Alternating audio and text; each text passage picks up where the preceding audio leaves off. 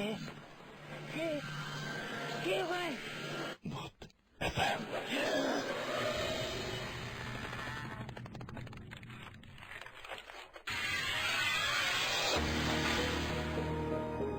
Right ঘড়িতে সময় 11:59 আর শুরু হয়ে গেল ভূত এফএম। আর ভূত এফএম এ আপনাদের সবাইকে আরো একবার স্বাগত জানাচ্ছি। এবং কয়েকদিন ধরে দেখতে পাচ্ছেন যে ওয়েদারটা কি চমৎকার, বিশেষ করে রাতের বেলায় এই ধরনের আলোচনার জন্য খুবই ভালো। এবং আজকে একটু আগেও মনে হচ্ছিল যে কোনো সময়ই নেমে পড়তে পারে বৃষ্টি। নতুন একটা মাস শুরু করেছিলাম আমরা, এবং মাসটার শুরুর দিনে আমরা ভূত এফএম শুরু করলাম, এবং আজকে অলরেডি এই মুহূর্তে 2 তারিখ হয়ে গেল এপ্রিল মাসের। সুতরাং এই মাসে অনেক বেশি হ্যাপেনিং একটা মান্থ। সেটা হচ্ছে যে এখানে এই মাসে আপনাদের পহেলা বৈশাখ আমরা উদযাপন করব, আমরা বিদায় জানাবো নতুন বছরকে। এবং আমরা যে বছরটিতে ভূত এফএম, বাংলা মাসে বছরের যে বছরটিতে ভূত এফএম শুরু করেছিলাম, ইনফ্যাক্ট সেই বছরটাকে দিয়ে আরো একটা সামনের বছরের দিকে এগিয়ে যাচ্ছি ধীরে ধীরে ধীরে ধীরে। এবং আপনাদের সবাইকে এতদিন পর্যন্ত আমাদের সঙ্গে থাকার জন্য অনেক অনেক ধন্যবাদ। এবং যারা এসএমএস পাঠাতে চান তাদেরকে বলবো যে আমাদের এসএমএস পাঠানোর নিয়মটি হচ্ছে শাউট লিখে স্পেস দিয়ে আপনার নাম লিখে স্পেস দিয়ে আপনার মেসেজ লিখে পাঠিয়ে দিন 9840 নাম্বারে। এবং দেশে এবং দেশের বাইরে যারা আমাদেরকে রেগুলার এসএমএস করেন, ইমেল করেন, দেশে থেকে এসএমএস করা যায়, দেশের বাইরে থেকে সাধারণত ইমেল করে থাকেন, তাদের সবাইকে অনেক অনেক ধন্যবাদ জানাচ্ছি এতদিন পর্যন্ত আমাদের সঙ্গে থাকার জন্য। এবং আশা করছি যে আগামী দিনগুলোতেও আপনাদেরকে কাছেই পাবো, ঠিক যেভাবে ভূত এফএমের পাশে আপনারা সবসময় ছিলেন। এবং ভূত এফএম নিয়ে আমাদের ভবিষ্যতে আরো অনেক বড় বড় প্ল্যান আছে, পরিকল্পনা রয়েছে, সেই পরিকল্পনাগুলো আপনাদেরকে নিয়েই। আর যে ধরনের ঘটনা আপনাদেরকে আসলে উপহার দেই, সেই ধরনের ঘটনাগুলো উপহার দেওয়া সম্ভব হয় কারণ আপনারা সেই ধরনের ঘটনাগুলো আমাদের কাছে পাঠান বলে। তো আমি চাইবো যে আরো বেশি বেশি করে আমাদের ইমেল করুন। এবং ইমেল করতে গেলে আপনারা নিজেরাই জানেন যে কোন ঘটনা ভালো কি খারাপ সেটা বোঝার একটা উপায় হচ্ছে যে এই ঘটনাটা আমাকে কেউ বললে আমার কেমন লাগতো। আমাদের ইমেল অ্যাড্রেসটি দিয়ে দিচ্ছি ভূত এফএম, BHOOT, ভূত এফএম @radiofurti.fm, RADIOFOORTI, তারপরে হচ্ছে .fm। এখানে আপনারা ইচ্ছা করলে ইমেল করতে পারেন। এবং ইমেলের সাথে অবশ্যই নাম এবং ঠিকানা দেবেন, ফুল অ্যাড্রেস, মানে ফুল অ্যাড্রেস লিখবেন, এবং সেই সাথে কোনো ভৌতিক ফোন নাম্বার না, অরিজিনাল ফোন নাম্বার দিবেন যেটা আপনি ব্যবহার করেন, এরকম একটা ফোন নাম্বার অবশ্যই অবশ্যই আমাদেরকে দেবেন। রাইট, আমরা বেশ কিছু এসএমএস পেয়ে গেছি, তবে এসএমএস পাওয়ার আগে আজকে একটু ইমেল দিয়েই শুরু করি। ইমেল পড়ি। যারা বিভিন্ন সময় আমাদেরকে ইমেল পাঠানো অধীর আগ্রহ নিয়ে থাকেন যে এত কষ্ট করে ঘটনাটা লিখলাম, নিশ্চয়ই ইমেলটা পড়া হবে। আচ্ছা, এই ইমেলটা পেয়েছি অস্ট্রেলিয়া থেকে। আচ্ছা, তিনি লিখেছেন যে একটা এক্সপিরিয়েন্স শেয়ার করি, হয়তো, আচ্ছা তার নাম হচ্ছে, নামটা এখনো পাইনি আমি, আচ্ছা নামটা পড়ছি আস্তে আস্তে। এক্সপিরিয়েন্স শেয়ার করি, হয়তো আপনাদের ভালো লাগতে পারে। এই আজ মেলবোর্নের একটা ঘটনা শেয়ার করি। ঘটনাটা আমার একটা ফ্রেন্ডের কাছ থেকে শোনা, এবং ঘটনাটা অস্ট্রেলিয়া আর কি, মেলবোর্নে। এবং তিনি বলছেন যে লাইফের এক্সপিরিয়েন্স, এটা 2003 সালের সেপ্টেম্বরের কথা। ওই সময় আমাদের এইখানে স্প্রিং থাকে, আমরা তখন সবাই স্টুডেন্ট। তো আমার ফ্রেন্ডটা উইকেন্ডে ট্যাক্সি চালাতো। ওকে, সো অনেকে এটা করেন, এবং তিনিও তার মধ্যে একজন যিনি ট্যাক্সি চালাতেন। তো ও এক কাস্টমার নেয় সিটি থেকে, রাত তখন 2টা বাজে। কাস্টমার বলে যে সে একটা জায়গায় যাবেন, এবং সেই জায়গাটির নাম বলার সঙ্গে সঙ্গে তিনি বলে ওকে, অ্যাড্রেসটা দিয়েছে, এবং সেটা হচ্ছে রিমোট একটা এরিয়া। যে অ্যাড্রেসটা দিয়েছে সেই অ্যাড্রেসটা একটা রিমোট একটা এরিয়া, শহর থেকে বেশ একটু দূরে, বুঝতেই পারছেন। তো ওরা প্রায় ওই জায়গায় পৌঁছে গেছে, আর 10 কিলোমিটার বাকি আছে। 10 কিলোমিটার এমন কোন দূরত্ব নয়, দেশের বাইরে আপনারা জানেন। এমন সময় একটা ছোট ব্রিজ পার হতে হবে। ঠিক এই সময় গাড়ির সামনে হঠাৎ করে যে ঘটনাটা ঘটে, এটা হচ্ছে একদমই দুজন প্রস্তুত ছিলেন না, গাড়ি তবে চলছিল। ব্রিজে ওঠা মাত্র দেখা গেল যে একটা মেয়ে লাফ দিয়ে গাড়ির সামনে এসে পড়লো। মেয়েটা ওয়েডিং গাউন পরা ছিল, এবং যে কিনা গাড়িকে মানে একদম গাড়িকে সজোরে ধাক্কা দিয়েছে, এরকম একটা অবস্থা হলো। Like when you hit something, তখন যদি এরকম কারে যদি হিট করে তাহলে যেটা হয় সেটা একদম বোঝা যায়, শব্দ হয়, একটা ঝাঁকুনি লাগে, তাই না? এবং এই জন্য ও গাড়িটার সাথে সাথে স্টপ করে দেয়, যেহেতু সামনে এসে পড়ে। এবং এরকম একটা ঘটনা ঘটলে নিশ্চয়ই যে কেউ যেটা করবে, প্রথমে পাটা গিয়ার থেকে উঠে গিয়ে এক্সেলেটর থেকে আসলে যেটা হবে সেটা হচ্ছে যে এক্সেলেটর থেকে উঠে গিয়ে প্রথমে ব্রেকে পাটা পড়বে, তাই না? সো সেটাই হয়েছিল আর কি। এবং বাট ও প্যাসেঞ্জার বলে যে don't stop your car, just go ahead. এবং ইটস নাথিং বারবার করে এটাই বলছিল যে আইল টেল ইউ লেটার যে কি হয়েছে আসলে। বাট প্যাসেঞ্জারের কথা না শুনে গাড়ি যেটা সে করে সেটা হচ্ছে গাড়ি দাঁড় করায় এবং নেমে ওই ব্রিজের ওপর এবং চারপাশে সে দেখায় যে কি দেখে, খুঁজে বের করার চেষ্টা করে যে কি তাকে হিট করলো, গাড়ির সামনে কি পড়েছিল। বাট ও কিছু দেখতে পায় না, আর গাড়ির কোনো ড্যামেজও হয় নাই। এবং ওর সেফটির জন্য প্যাসেঞ্জারও সাথে সাথে নেমে কিছু নামে, কিন্তু কিছু দেখতে পায় না। ওরা দুই আবার স্টার্ট করে অ্যান্ড প্যাসেঞ্জারকে নামায়। দেন প্যাসেঞ্জার ওকে স্টোরিটা জানিয়ে দেয়, যে সে বলে যে এখানে প্রায় এরকম হয় এবং এখান দিয়ে যারা যায় তারা তারা মাঝে মাঝে এই ঘটনাটা ফেস করে এবং তারা কেউ যারা তারা কেউ কখনো গাড়িটা এখানে থামায় না। সে অ্যাডভাইস দেয় যে তুমিও কখনো এখানে এরকম কোনো ঘটনা ঘটলে জাস্ট গাড়িটা থামাবা না, গাড়িটা টেনে চলে যাবা। এবং যে ঘটনাটা হয় সেটা হচ্ছে যে ওই যে মেয়েটাকে সাধারণত সবাই দেখে ওই এলাকায়, সেটা যেটা হয়েছিল যে বিয়ের দিনে মেয়েটা অ্যাক্সিডেন্টে মারা যায় এবং তারপর থেকে খুব উদ্ভট টাইপের ঘটনা ঘটে সেখানে। আমাকে ইমেলটি করেছিলেন আখতারুজ্জামান এবং তার নিকনেমও রাসেল, লাইক মি। ওকে, সো তিনি থাকেন এখন অস্ট্রেলিয়াতে এবং অস্ট্রেলিয়া থেকে ইমেলটি আমাদেরকে করেন। ফোন নাম্বার সবকিছু তিনি দিয়ে দিয়েছেন এবং তিনি বলেছেন যদি কোনো ভ্যারিফিকেশনের দরকার হয় তাহলে আমরা যেন তাকে কল করি বা বেটার আরো তাকে যেন ইমেল করে কোয়েশ্চেন করি। তো আপনাদের কোনো কোয়েশ্চেন থাকলে এসএমএস এর মাধ্যমে, এই ঘটনা যে শুনলেন এসএমএস এর মাধ্যমে আপনারা জানতে পারেন সেটা। তবে আমি আপনাদেরকে এই ঘটনার মতো একটা ঘটনা বলবো যেটা আমার সাথে ঘটেছিল, শুধু আমার সাথে না, আমার মানে সেদিন গাড়িতে আমরা ঢাকার বাইরে গিয়েছিলাম, পুবাইলে গিয়েছিলাম একটা কাজে।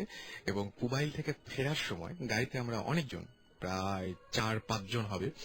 এই ঘটনা আমি একদম ভূত এফএম যখন শুরু করি তখন একবার বলেছি, অনেকে হয়তো মিস করেছেন তার আমি বলছি।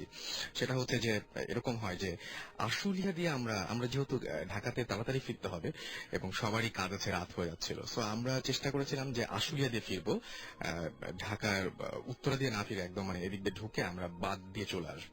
তো এরকম চিন্তা করা হলো এবং আমরা সরাসরি গাড়িটা নিয়ে আসছিলাম এবং আশুলিয়ার কোনো এক জায়গায় আমরা, মনে হয় এটা ঠিক কোন জায়গাটা আমি মনে করতে পারছি না, তো দুপাশে এরকম পানির মতো ছিল বা ফাঁকা জায়গা ছিল, এরকম একটা জায়গা ছিল বেশ আগে।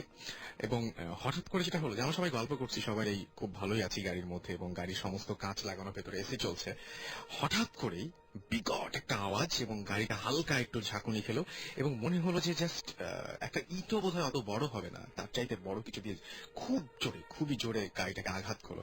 এবং লিটারালি যেটা হলো যে আমার পাশের যে ডোরটা ছিল সেই ডোরে মনে হলো যে এসে গাড়িটা মানে বাড়ি খেলো, গাড়িটায় ওই ইটটা বাড়ি ছিল, ইটার টুকরাটা, এবং খুব জোরে শব্দ হয় এবং বুঝতে পারলাম জাস্ট আওয়াজটা থেকে এবং গাড়ির কাঁপুনি থেকে বুঝতে পারলাম যে কত জোরে মারা হয়েছে। আমি সঙ্গে সঙ্গে মানে ডানে বায়ে তাকালাম গাড়ির গ্লাস দিয়ে এবং কিচ্ছু দেখতে পেলাম না, জাস্ট কিছু দেখতে পেলাম না, দেখার কথাও না। এমন না যে মানে চাইলেই আমি দেখতে পারবো, কারণ ঘুটঘুটে অন্ধকার, একদম ঘুটঘুটে অন্ধকার।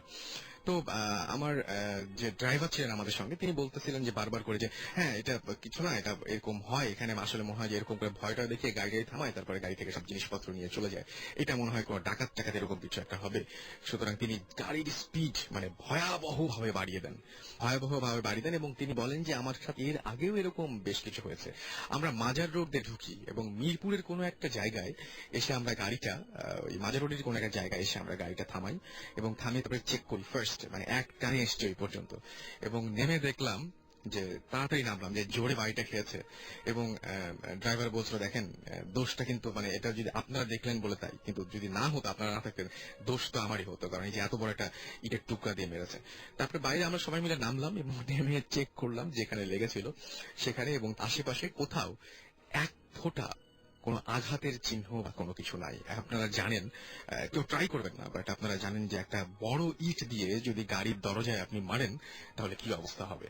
একটা অবশ্যই সেই জায়গাটায় অনেকটা মানে ভতে যাবে, যেটাকে বলে ট্যাপ খেয়ে যায় আর কি। সেই ট্যাপ খাওয়ার কোনো চিহ্ন ছিল না এবং একদমই পুরোপুরি গাড়িটা যেরকম ছিল সেই অবস্থাতে গাড়ির কোন রকমের কোনো ক্ষতি হয়নি। কথা হচ্ছে যে তাহলে সেই ঢিলটা ছুঁড়েছিল কে, আর সেই ঢিলটা এই পর্যন্ত আসলো কিভাবে, বা তাতে কিছু হলো না কেন, আই ডোন্ট নো। এই সব প্রশ্নের উত্তর আমার কাছে জানা নেই, যদি আপনাদের থাকে তাহলে অবশ্যই জানাবেন। যাই হোক, আমরা কিছু এসএমএস করে ফেলি। আর আমাদেরকে আজওয়াদ লালবাগ থেকে এসএমএস করেছেন এবং তিনি বলছেন যে আজকে এসএমএস না পড়লে আমার খবরই আছে, তিনি এসএমএস পাঠাবেন না। কিছু করার নেই, এসএমএস পড়া হয় না, বাট সবগুলো এসএমএস পড়ার চেষ্টা করি, একে একে একে পড়ার চেষ্টা করি, এই ইচ্ছা তো থাকেই। আবার অনেকে চান না যে মানে যে এরকম এসএমএস করতে, বাট আমি বলবো যে সত্যি যদি নাও পড়া হয়ে থাকে আপনাদের এসএমএস বা আপনাদের কিছু কিছু এসএমএস গুলো দেখা হয় যখন, তখন আমরা বুঝতে পারি যে হ্যাঁ এতগুলো মানুষ আপনারা ছিলেন আমাদের সঙ্গে, এবং সেই এসএমএস গুলো থেকে আমরা আলাদা করতে পারি কার কি সমস্যা জানতে পারি, কে কি মানে অ্যাডভাইস করছেন সেই অ্যাডভাইস গুলো জানতে পারি। সো এসএমএস করবেন, অবশ্যই করবেন। মাইকেল লিখেছেন যে তিনি প্রতি সপ্তাহেই ভূত এফএম শোনেন, বাট সেটা হচ্ছে যে এসএমএস করেন, এসএমএস পড়া হয় না। এই একই অভিযোগ মাইকেল, সরি, এটা পুরোপুরি মানে কি বলবো যে আমাদেরই ব্যর্থতা বলবো। আনাস লিখেছেন মিরপুর 2 থেকে তিনি লিখেছেন যে আমার এক ফ্রেন্ড ভূত এফএম এর লাস্ট 5 এপিসোড তিনি শুনতেন না, ঠিক শুরু যখন হয় তখন তিনি ঘুমিয়ে, আবার যখন শেষ হয় তখন আবার তিনি জেগে ওঠেন। আসলে আমার যেটা মনে হয়, আপনার বন্ধুকে ভালোভাবে জিজ্ঞেস করেন, ঘুমটা আসলে কোনো ভৌতিক কারণে বা অলৌকিক কারণে হয় না। যেটা হয় যে ভূত এফএম শুনলে বোধহয় বেশি ভয় লাগে, ওই জন্য উনি ঘুমের ভান করে পড়ে থাকেন যাতে বেশি ঘটনায় বেশি আমাকে বেশি ঘাটিও না, এরকম একটা ব্যাপার। তারপর জেগে ওঠেন, বা শুনতে মানে চান না বলেই হয়তো জোর করে সময় ঘুমিয়ে পড়েন, এরকম কিছু হতে পারে, আই ডোন্ট নো। জিৎ লিখেছেন যে সামনে এইচএসসি এক্সাম, দোয়া করবেন। ডেফিনেটলি দোয়া তো করি, এবং আশা করছি যারা ভূত এফএম এর সঙ্গে আছেন তারা অনেক অনেক ভালো রেজাল্ট করবে, অনেক ভৌতিক ভালো লৌকিক ভালো রেজাল্ট করবেন আর কি, অলৌকিক পরীক্ষা দেবেন। দিশা লিখেছেন যে আচ্ছা সেটাই, মানে সবাই একটু চেষ্টা করেন না, যদি একটা মানে কেউ আপনাকে ভাবেও নি তারপরে আপনি খুব ভালো রেজাল্ট করে ফেলেন, অনেক বেশি ভালো, এত ভালো করার কথাই ছিল না, বা ভূত এফএম যারা শোনেন তারাই সবচেয়ে ভালো রেজাল্ট করলেন, তাহলে কি হবে, এটা হবে অলৌকিক, একটা মানে একটা প্রমাণ করার সুযোগ পাবো আমরা, রাইট? নিশা লিখেছেন যে আমি নিয়মিত ভূত এফএম শুনি, কারণ আমার খুব ভালো লাগে এবং খুব ভয় পাই। আমরা ভয় পান এটা শুনে খুব ভালো লাগলো, তার মানে হচ্ছে আমরা যা করছি তার চেয়ে কিছুটা হলেও ওকে। লহ মালিক উত্তরা থেকে যে ভাইয়া ভূত এফএম আমার অনেক প্রিয়, বাট ভাইয়া আমার একটা কোয়েশ্চেন আছে। ওকে, কোয়েশ্চেন আছে যে যাকে অতৃপ্ত আত্মা বলি তার তো কোনো অস্তিত্ব নেই, বিকজ মৃতরা যেভাবেই মরুক না কেন তারপরে আর কিছু লিখতে পারেননি, এসএমএসটা আসেনি। আমি বুঝতে পারছি আপনি বুঝেছেন না, আমরাও কিন্তু এটা প্রমাণ করিনি যে অতৃপ্ত আত্মারাই এরকম প্যারানর্মাল ঘটনা ঘটায়, আমি কিন্তু সেটা একবারও বলিনি, তাই না? আচ্ছা, আমাকে পূজা এসএমএস করেছেন এবং বলেছেন যে আপনি যদি আমার এসএমএস এবার না পড়েন আপনাকে শো করতে দিব না। অলরাইট, আমি যে ভয় পেয়ে পড়েছি। তেপান্তরের রাজপুত্র চট্টগ্রাম থেকে লিখেছেন যে লাস্ট উইকের শোটা ভালোভাবে তিনি শুনতে পারেননি। ওকে, এবার নিশ্চয়ই শুনতে পারছেন। বর্ষা লিখেছেন উত্তর থেকে এসএমএস তো করতে বলছো, বাট কোনোদিন এসএমএস পড়ো না, কে বললো? আপনি প্রমাণ করতে পারবেন? এই যে পড়লাম, আমি প্রমাণ করে ফেলেছি কিন্তু এসএমএস পড়ি। ওকে, সো যারা এসএমএস করতে চান তাদেরকে বলবো যে শাউট লিখবেন, SHOUT, শাউট, স্পেস আপনার নাম, স্পেস আপনার মেসেজ পাঠিয়ে দিবেন 9840 নাম্বারে। অনেক বেশি কথা বলে ফেলেছি আমি, কিন্তু আমাদের সঙ্গে আরো অনেক গেস্ট রয়েছেন, তাদেরও কথা শুনবো। এবং গতদিন আপনারা নিশ্চয়ই মনে আছে আমি একটা ইমেল পড়েছিলাম, সেই ইমেলে আমি বলেছিলাম যে নেক্সট উইকে যদি সম্ভব হয় তাহলে তাকে আমরা একদম ধরে নিয়ে আসবো স্টুডিওতে। তো সেটা সম্ভব হয়েছে, এবং অলৌকিক ভাবেই তিনি আমাদের সাথে আজকে যোগ দিয়েছেন। যদিও গত সপ্তাহে তিনি জয়েন করতে পারেননি, কিন্তু এই সপ্তাহে তিনি একেবারেই মিস করেননি।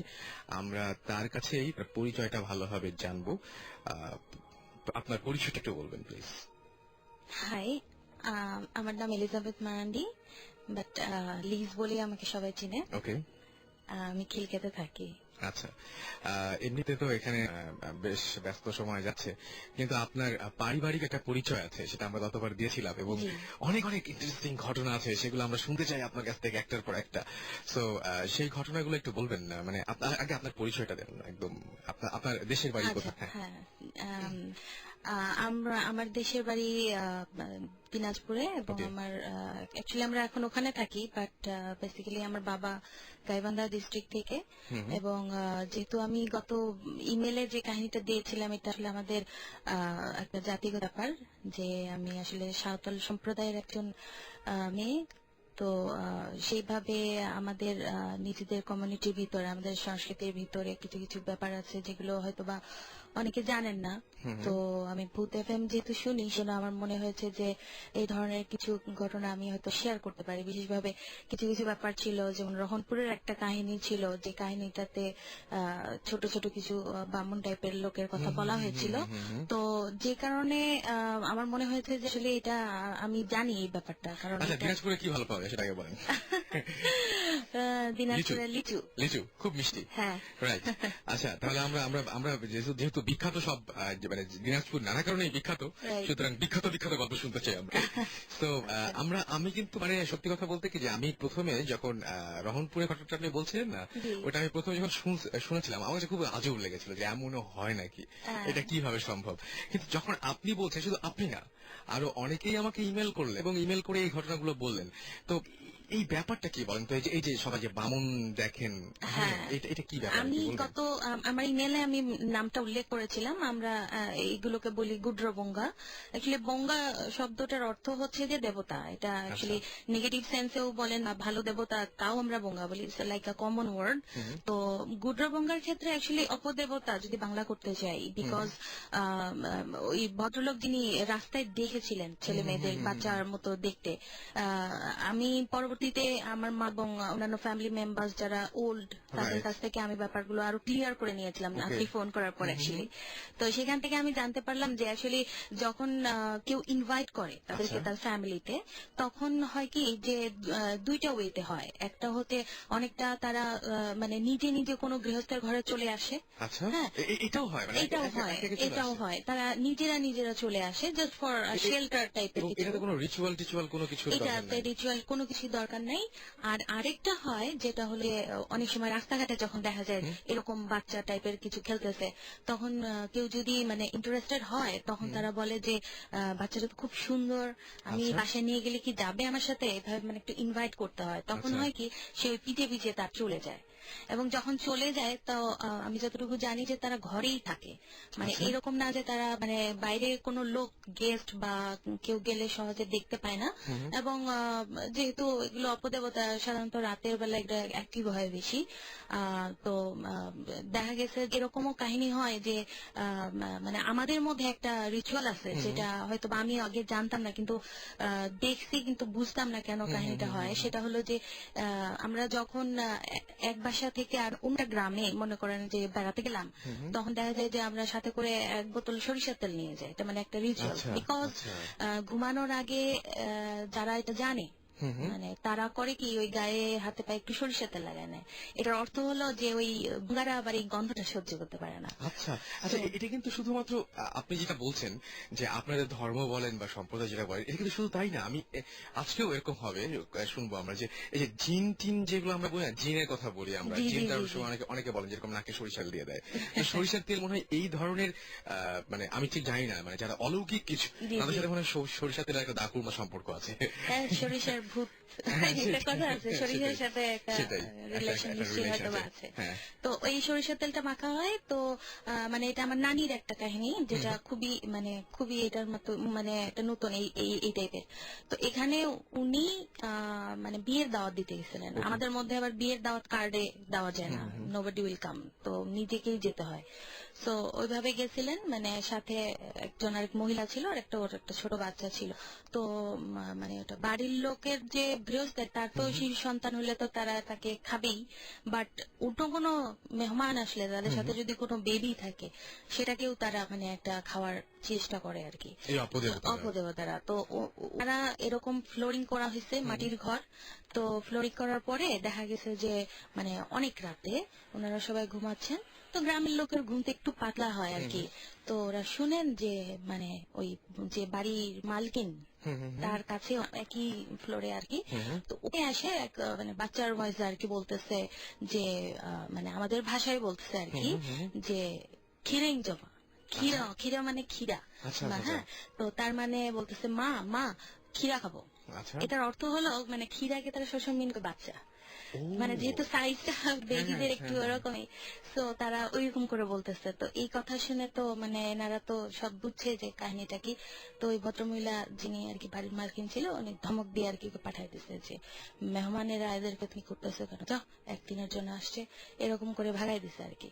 তো এই ঘটনাটা খুবই রিয়েল। এবং এখন আচ্ছা, এই ব্যাপারটা এই যে মানে আপনি যেটা বলছেন, আমি তার সাথে একটা জিনিস খুব জানতে ইচ্ছা করছে যে যারা গৃহকর্তা থাকেন, তারা তারা কি এদেরকে আসলে মানে মেনটেন করতে পারেন? মেনটেন মানে কি যে কমেন্ট করতে পারেন বা তাদের কন্ট্রোল করতে পারেন?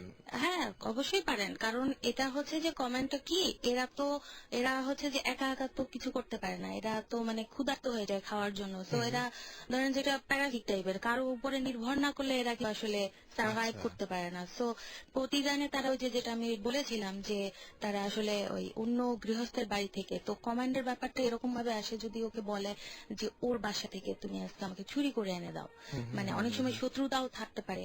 তো তখন করে কি যে ওদের কাছে ছোট ছোট মানে স্বর্ণের ছোট ছোট মানে বাটি টাইপের থাকে। ওরা করে কি দুই একটা চাল বা দুই একটা পয়সা যেটাই পায় ওইভাবে চুরি করে বাবা মার কাছে এনে দেয়।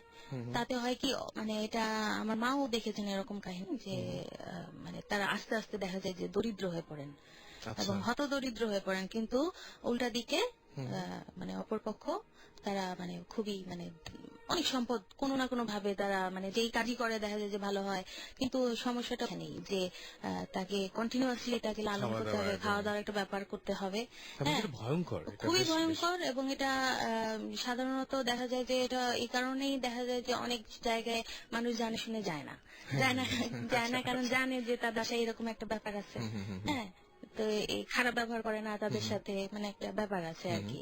মানে আমরা যেমন আমরা নিজেরাই আমার দাদার বাড়িতে যাই না, আমার মা খুব ভয় পান এই সমস্ত ব্যাপার।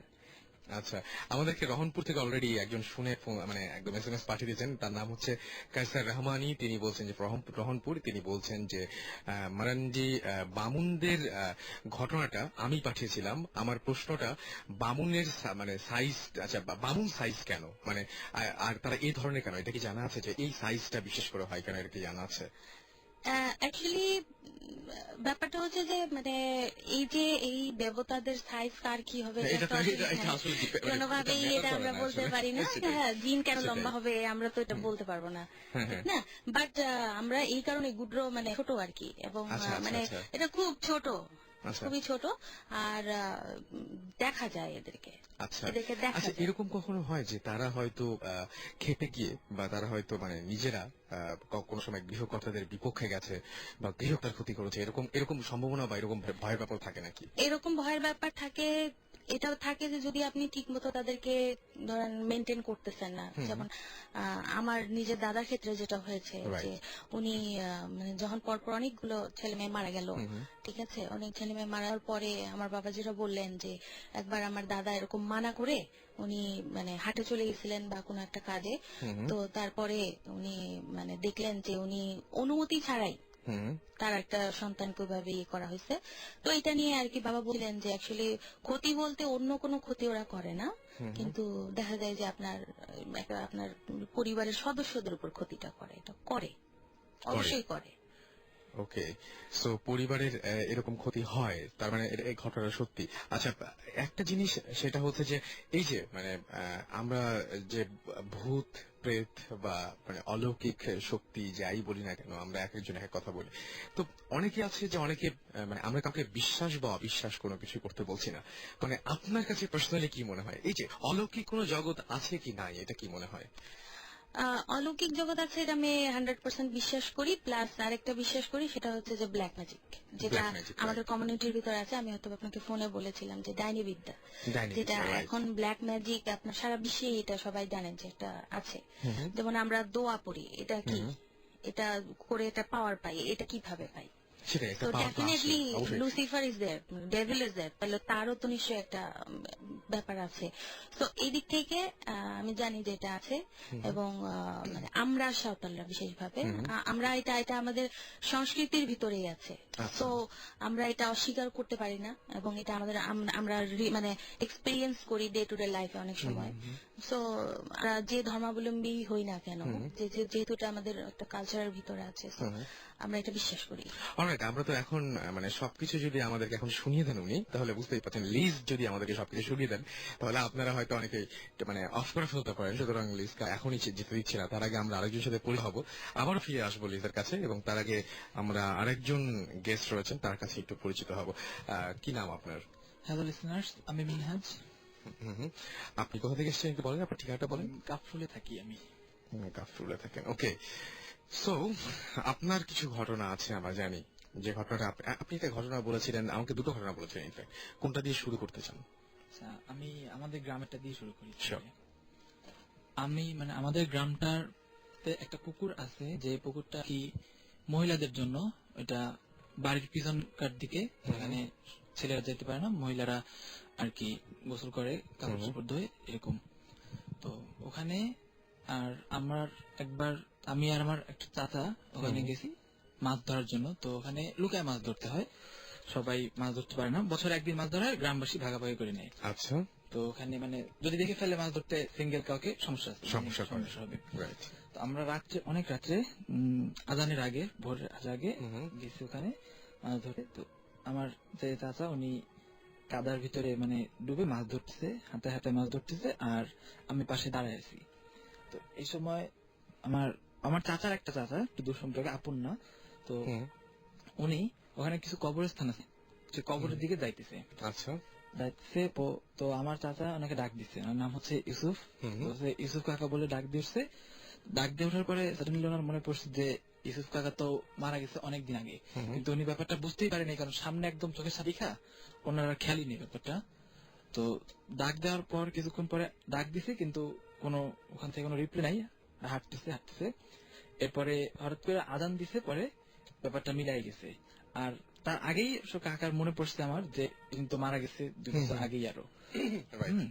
তো ব্যাপারটা জানার পরে উনি পানির ভিতরে নিজের শরীর পুরো ডুবাই ফেলাইছে, যাতে কোনো সমস্যা না করতে পারে, কিন্তু সমস্যা হয় নাই কোনো। আপনি বলেন। এরপরে উনি আমাকে নিয়ে তাড়াতাড়ি করে গ্রামে বাসায় চলে আসছে, আমাদের বাড়িতে নিয়ে চলে আসছে, জানে আমি তো গেছি ওখান থেকে, যেন আমার কোনো সমস্যা না হয়, এই কারণে উনি আর কি আমাকে নিয়ে তাড়াতাড়ি চলে আসছে। ওকে, সুতরাং যে মানুষটিকে দেখেছিল সেই মানুষটির আসলে কোনো অস্তিত্ব তখন ছিল না, এবং অনেক আগে মারা গেছেন, এবং দেখার কিছুক্ষণ পরে তার সেটা মনে হয়ে যাচ্ছে, ওনাকে কেন দেখলাম, উনি তো মারা গেছেন। ওকে, আমরা একটা ব্রেক নিব, তবে তার আগে বলি যে ফারহা খুলনা থেকে আমাদের এসএমএস করে বলেছেন যে আজকে তুমি খুব ফুর্তিতে আছো মনে হচ্ছে। হ্যাঁ, আজকে আমি খুবই ফুর্তিতে আছি, এবং আমার মনে হচ্ছে যে আজকে বিশেষ করে আমরা আজকে আপনাদেরকে একদম ডিফারেন্ট কিছু, এটা হচ্ছে যে আপনাদেরকে ডিফারেন্ট কোনো ধরনের ঘটনা শোনাতে পারছি। এটা লিজের কারণে সম্ভব হয়েছে, এবং অনেক কষ্ট করে এসেছেন, এবং তাকে এই জন্য আরো একবার ধন্যবাদ জানাবো।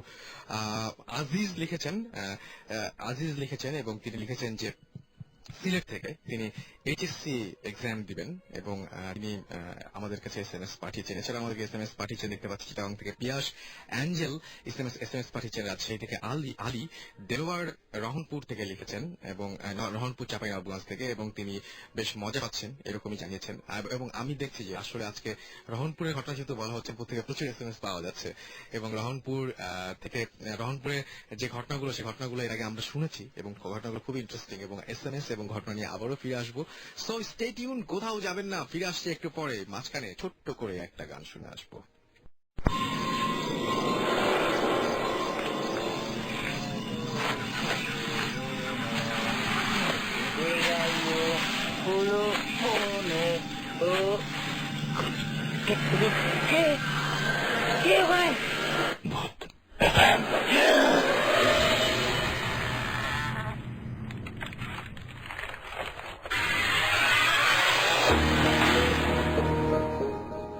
দ্যাটস রাইট, শুনছেন সবসময় রেডিও ফুর্তি, সাথে আছি রাসেল, চলছে ভূত এফএম। আর ভূত এফএম এ আরো একবার আপনাদের সবাইকে স্বাগত জানাচ্ছি, এবং সেই সাথে আপনাদের এসএমএস পাচ্ছি অনেক, এবং এসএমএস এর জন্য ধন্যবাদ আপনাদেরকে জানাচ্ছি। আর সেই সাথে এসএমএস তো পড়বই, তবে তার আগে ছোট্ট করে আরো একটা ইমেল পড়ে ফেললে মনে হয় ভালো হয়। তো একটা ইমেল পড়ে ফেলি। আচ্ছা, আমাকে লিখেছেন তিনি লিখেছেন যে আচ্ছা, আমি অনেকবার প্যারানরমাল অ্যাক্টিভিটি এক্সপেরিয়েন্স করেছি, বাট ততটা ভয় লাগেনি যতটা ভূত এফএম শোনার পর লেগেছে। ওকে, এবং তিনি লিখেছেন আমি একজন মেরিন ইঞ্জিনিয়ার। ওকে, এবং তিনি বলছেন যে আমার প্রফেশনের জন্যই আমাকে শিপে থাকতে হয়। আমি আমার ভাই দ্বারা রেকর্ডেড আগের পর্বগুলো আছে, কিছু পর্ব তিনি শুনেছেন সেটা বলছেন, এবং তিনি বলছেন তার ভীষণ ভয় লেগেছে। তো ঘটনা ঘটে 2006 সালের মে মাসে। আমরা তখন ইন্ডিয়ান ওশানে একেবারে মাঝে ছিলাম। সো আমি তখন ইঞ্জিন ক্যাডেট হিসেবে জয়েন করি শিপের শিপের কন্ডিশন থাকার পরও ওই দিন অনেক গরম লাগছিল। আচ্ছা, এয়ার কন্ডিশনার ছিল শিপের মধ্যে, তারপর অনেক গরম লাগছিল, তাই সে রাতে পোর্ট হলে ডোর খুলে জানালা খুলে লাইট অন করে ঘুমিয়ে থাকি। রুমের দরজাটাও ওপেন করে রাখি যেন বাতাস জানালা দিয়ে ঢুকে দরজা দিয়ে বের হয়। ঘুম হঠাৎ ভেঙে যায়, চোখ খুলে দেখি রুমে লাইট অফ অ্যান্ড কে যেন আমার গলা খুব জোরে চেপে ধরে আছে। আমি নিঃশ্বাস নিতে পারছিলাম না। বাইরে চাঁদের আলো ছিল, খুব বাতাসও আসছিল রুমে। আমি সব দেখছি, বাট হাত পা কিছুই নাড়াতে পারছি না। হঠাৎ করে মনে পড়লো যে আয়াতুল কুরসি সূরাটা পড়া যেতে পারে, এবং অনেক কষ্টে মুখে যেই উচ্চারণ করা শুরু করেছি সাথে সাথে সব ঠিক হয়ে গেল, গলা সরে গেল, গলা থেকে হাতটা মনে হয় কেউ যেন সরিয়ে ফেললো, এবং এবং দেখা গেল যে ছিটকিয়ে আমার গলা ছেড়ে দিয়ে যেন সোফাতে গিয়ে বসে। কিছুটা তিনি দেখতে পান যেটা তার গলার উপরে বা বুকের উপরে এতক্ষণ চেপেছিল, সেটা গিয়ে ছিটকে সোফার উপরে গিয়ে বসে, এবং আমি সাথে সাথে সমস্ত শক্তি ফিরে পাই। লাইট অন করে দেখি রুমে কেউ নেই। তার এতক্ষণ মনে হচ্ছিল যে একটা মানুষ তার বুকের উপরে বসে তার গলা চেপে ধরেছিল, কিন্তু যে মুহূর্তে তিনি মানে আয়াতুল কুরসি সূরাটা পড়া শুরু করলেন, সেই মুহূর্তে দেখলেন যে ছিটকে গিয়ে সেই অলৌকিক কিছুটা সোফায় গিয়ে বসলো, এবং লাইট, আর তিনি আবার শরীরের শক্তি পাওয়া মাত্র যখন লাইট অন করলেন তখন দেখলেন যে ঘরে কোনো কিছুই নেই, বাট দরজাটা ভিতর থেকে লক করা ছিল। সাথে সাথে আমি রুম থেকে বের হয়ে আরেকজনের সাথে রুম শেয়ার করি, ওই রাতে ঘুমিয়ে পড়ি। পরদিন শিপের একজন ক্রু আমাকে বলে যে 1 বছর আগে যখন এই জায়গায় ছিল তখন একজন ইন্ডিয়ান ইঞ্জিন ক্যাডেট একই রুমে এই ঘরে গলায় ফাঁস লাগিয়ে সুইসাইড করেছিল, এবং তারপর থেকে এখানে এরকম প্যারানরমাল অনেক ঘটনা ঘটে। সো আমরা জানি না, মানে হু নোজ যে কোথায় কি ঘটবে আমরা বলতে পারি না। আমরা মাঝে মাঝেই অনেক কিছু এক্সপিরিয়েন্স করি, অনেক কিছু ওভারলুক করি, আমরা আসলে জানি না যে কি ঘটে, এবং আসলে অনেক কিছু আমরা জানতেও চাই না বোধহয়। যদি অনেক কিছু জানি তাহলে হয়তো মানে কি বলবো যে যাই হোক, তিনি যে গল্পের শেষে বলছেন, যাই হোক তার লাশটি 1 উইক শিপের ফ্রিজে ছিল। যখন পোর্ট খালাস করা হয় তখন তার লাশটিও আর কি নামিয়ে ফেলা হয়, এবং সেটার জন্য হয়তো এরকম প্যারানরমাল একটা ঘটনা ঘটেছিল। যাই হোক, সো আমরা আবারও কথায় ফিরে যাব, এবং আমাদের সাথে যারা গেস্ট রয়েছেন তাদের কাছে ফিরে যাব। আমরা একটু আগে একটা ঘটনা শুনছিলাম, আরেকটা ঘটনা শুনবো আপনার কাছে। আপনার নামটা আরেকবার বলবেন, যেহেতু চেহারা দেখা যায় না, বারবার নাম বলতে হয়। মিনহাজ। তো মিনহাজ, আপনার সেকেন্ড যে ঘটনাটা আছে সেটা একটু বলে ফেলেন। হ্যাঁ, এই ঘটনাটা ঢাকা দোহার নবাবগঞ্জে। আমি আর আমার বেস্ট ফ্রেন্ড রন, আমরা দুজনে রনের নানা বাড়িতে গেছিলাম। তো আমরা সবসময়, এটা প্রথম দিককার ঘটনা, আমরা সবসময় আর কি নানা বাড়িতে গেলে বলি যে দাদা বাড়িতে যে এরকম করছি, এই ভূত এক্সপিরিয়েন্স করছি। দাদা বাড়িতে গেলে যে বলি যে নানা বাড়িতে এরকম অবস্থা। এই ঘটনার পর মানে আমরা আর কোনোদিন এসব মানে কাউকে বলি নাই আর। তো প্রথমে আমরা মানে ওখানে যাওয়ার পরে মোবাইলের নেটওয়ার্ক পাওয়া খুব টাফ, ওখানে কোনো কার্ডের দোকান টোকান নাই, বাজার মোটামুটি দূরে, বেশি দূরে না। আমরা বাজারে গেছি বিকালের দিকে, আমি রনি। তো আমরা অনেকক্ষণ ঘোরাফেরা করছি, তারপরে কার্ড টার্ড কিনছি, মোবাইলে যা যা লাগে। আমরা বুঝতে পারি নাই যে, আমরা তো ভাবছি যে রাত 8টা আমাদের কাছে কিছুই না, কিন্তু আমরা যখন বাজার থেকে ফিরছি তখন চারিদিকে গ্রাম পুরা, ওখানে ঢাকায় মনে করেন রাত 1টা এরকম অবস্থা হয়ে গেছে। আচ্ছা, তো আসার সময় তো মানে বলছে আচ্ছা ঠিক আছে তাড়াতাড়ি চল আমরা যাই। তো আমরা আসতেছি, তার রাস্তা দিয়ে আসলে অনেক দূর, বেশি অনেক বড় একটা মাঠ, ওই পুরা মাঠটা ঘুরে আসতে হবে রাস্তা দিয়ে আসলে। তো আমরা বলছি যে আচ্ছা ঠিক আছে আমরা মাঠের মাঝখান থেকে ক্রস করে যাই শর্টকাট নিয়ে। ঠিক আছে, আমরা নামছি মাঠের মাঝখান থেকে, আমরা যাইছি। রন একটু সামনে, আমি একটু পিছনে। আচ্ছা, তো রন একটু পরে রন থেমে গেছে, আমি ওর পাশে যে থামছি। রন আমাকে বলছে যে শুনলি? আমি বললাম যে হ্যাঁ আমি শুনলাম, কি ব্যাপার? পরে আমরা একটু তাকাইলাম, রন আগে তাকাইছে, বলতেছে যে একটা মহিলা গাছের নিচে বসে কাঁদতেছে। আমি রনকে বললাম যে ব্যাপারটা তো খারাপ অবশ্যই, এখন দৌড় দিস না। আচ্ছা, দৌড় দিতে কেন নিষেধ করলেন? না, আমার কাছে মনে হয়েছে যে যদি খারাপ কিছু হয় হয়তো বা এখন আমাদেরকে টের পায় নাই, মানে আমাদের উপস্থিতিটা সে টের পায় নাই, দৌড় দিলে টের পাওয়া যাবে। আর আমরা বাড়িটা মোটামুটি তখন অনেক দূরে, আমরা পৌঁছানোর আগেই ধরে ফেলবে আমাদেরকে, কারণ যেহেতু সে অন্যরকম প্যারানর্মাল কিছু হয় তো আমাদেরকে ধরে ফেলবে। তো এই জন্য তো রন আমাকে বলতেছে যে আচ্ছা ঠিক আছে, আমরা দাঁড়াইছি, নড়াচড়াও করতেছি না, যে কোনোভাবে যেন ওর দৃষ্টিতে না পড়ি। আচ্ছা, তো সামনে একটা একটু দূরে, বেশি দূরে না, একটা বাড়ির মতো ছিল। রন বলতেছে আচ্ছা ঠিক আছে, ওইখানে দৌড় দিয়ে ঢুকে যাই, এরপর আগে ঢুকে যাবো। আমরা দুজন তাড়াতাড়ি করে ঢুকে গেছি। আর আমাদের তো অবস্থা এমনি ভয়, মুখ দেখেই বোঝা যাইতেছে যে আমরা কতটা ভয় পেয়েছি। এটাই প্রথম আমাদের জীবনে। তো ওই মহিলাটা আমাদেরকে দেখেই বুঝতে পারছি যে আমরা এরকম কিছু একটা দেখেই ঘরে ঢুকছি। তো মহিলাটা আমাদের বলতেছে যে কি ব্যাপার, এরকম কিছু দেখছো নাকি? আমি বললাম যে হ্যাঁ। আচ্ছা, প্রথমে সে আপনারা দেখেছেন কিনা এই ঘটনাটা সে জানতে চাচ্ছে। হ্যাঁ, মহিলাটা বুঝতে পারছে যে আমরা এরকম কিছু হয়তো দেখে আসছি। বলতেছে কি ব্যাপার, এরকম কিছু দেখছো নাকি? তো আমরা বললাম যে হ্যাঁ। বলে যে তোমরা এখান থেকে আসছো কেন, তোমরা কি জানো না? এটা তো গ্রামের সবাই জানে। তো আমরা বলছি না খালাম্মা, আমরা তো এই ব্যাপারটা জানি না, আমরা তো ঢাকা থেকে আসছি, আমরা অমুক বাড়িতে থাকি, অমুক বাড়িতে আসছি আমরা। ব্যাপারটা আসলে মানে গ্রামের লোক কম বেশি সবাই জানে, দেখছে যে এরকম একটা মহিলা এরকম গাছের নিচে বসে বসে কাঁদে বা এরকম। তো আমার আর মানে আমার জানতেও ইচ্ছা করে না যেটা কেন কেন এরকম মহিলা এরকম বসে থাকে বা কিছু। রন জিজ্ঞেস করছে যে কি ব্যাপার খালাম্মা, এরকম কেন? তো ও মহিলাটা বলতেছে যে এর যে একটা বাচ্চা আছে ছোট, এর হাজবেন্ড নেই, ছোট বাচ্চা একটা, সে পানিতে পড়ে মারা গেছে। বাচ্চারা পানিতে পড়ে মারা যাওয়ার পরে তো মহিলা নিজে মানে মহিলাও কষ্টে মারা গেছে আর কি। মারা যাওয়ার পরে ওই যে গাছটার নিচে তোমরা মহিলাটাকে দেখছো বসে থাকতে, ওই গাছের নিচে ওই মহিলার বাচ্চাটাকে কবর দেওয়া হয়েছে। মহিলাটার কবর অন্য জায়গায়, এখানে না, কিন্তু মহিলাটা এখানে প্রায় ওই বাচ্চার কবরের উপরে গাছের নিচে বসে থাকতে দেখা যায়। আচ্ছা, অনেকেই মানে গ্রামের লোকজন দেখতে পারে, এজন্য আর কি ওখান থেকেও আসে না। আর কোনদিন মহিলারা বলছে যে কোনদিন কারো ক্ষতি করছে এরকম কেউ শুনে নাই। হ্যাঁ, আর মহিলারা আমাদেরকে একটা নিজের অপিনিয়ন জানিয়েছে যে আমার মনে হয় যে ক্ষতি কারো করবে না, কারণ ওর বাচ্চাটা কেউ মাইরে ফেলায় নাই, এমনি পানিতে পড়ে মারা গেছে, তো কারো দোষ নেই এখানে যে সে মানুষের ক্ষতি করবে। সে নিজেই ওখানে মানে শোকে, সে নিজেই ওখানে মানে ভুলতে পারতেছে না, এই জন্য ওখানে বসে আর কি সে কাঁদে। ওকে, আমরা আবারও কিছু SMS এর চলে যাই এবং আমাদেরকে SMS করেছেন আঞ্জানা এবং আদ্রিতা, দুজন SMS করেছেন এবং তিনি বলেছেন যে আচ্ছা ভূত FM শুনে, তিনি বলছেন যে ভূত FM শুনে অনেক ভয় লাগছে। Thank you so much.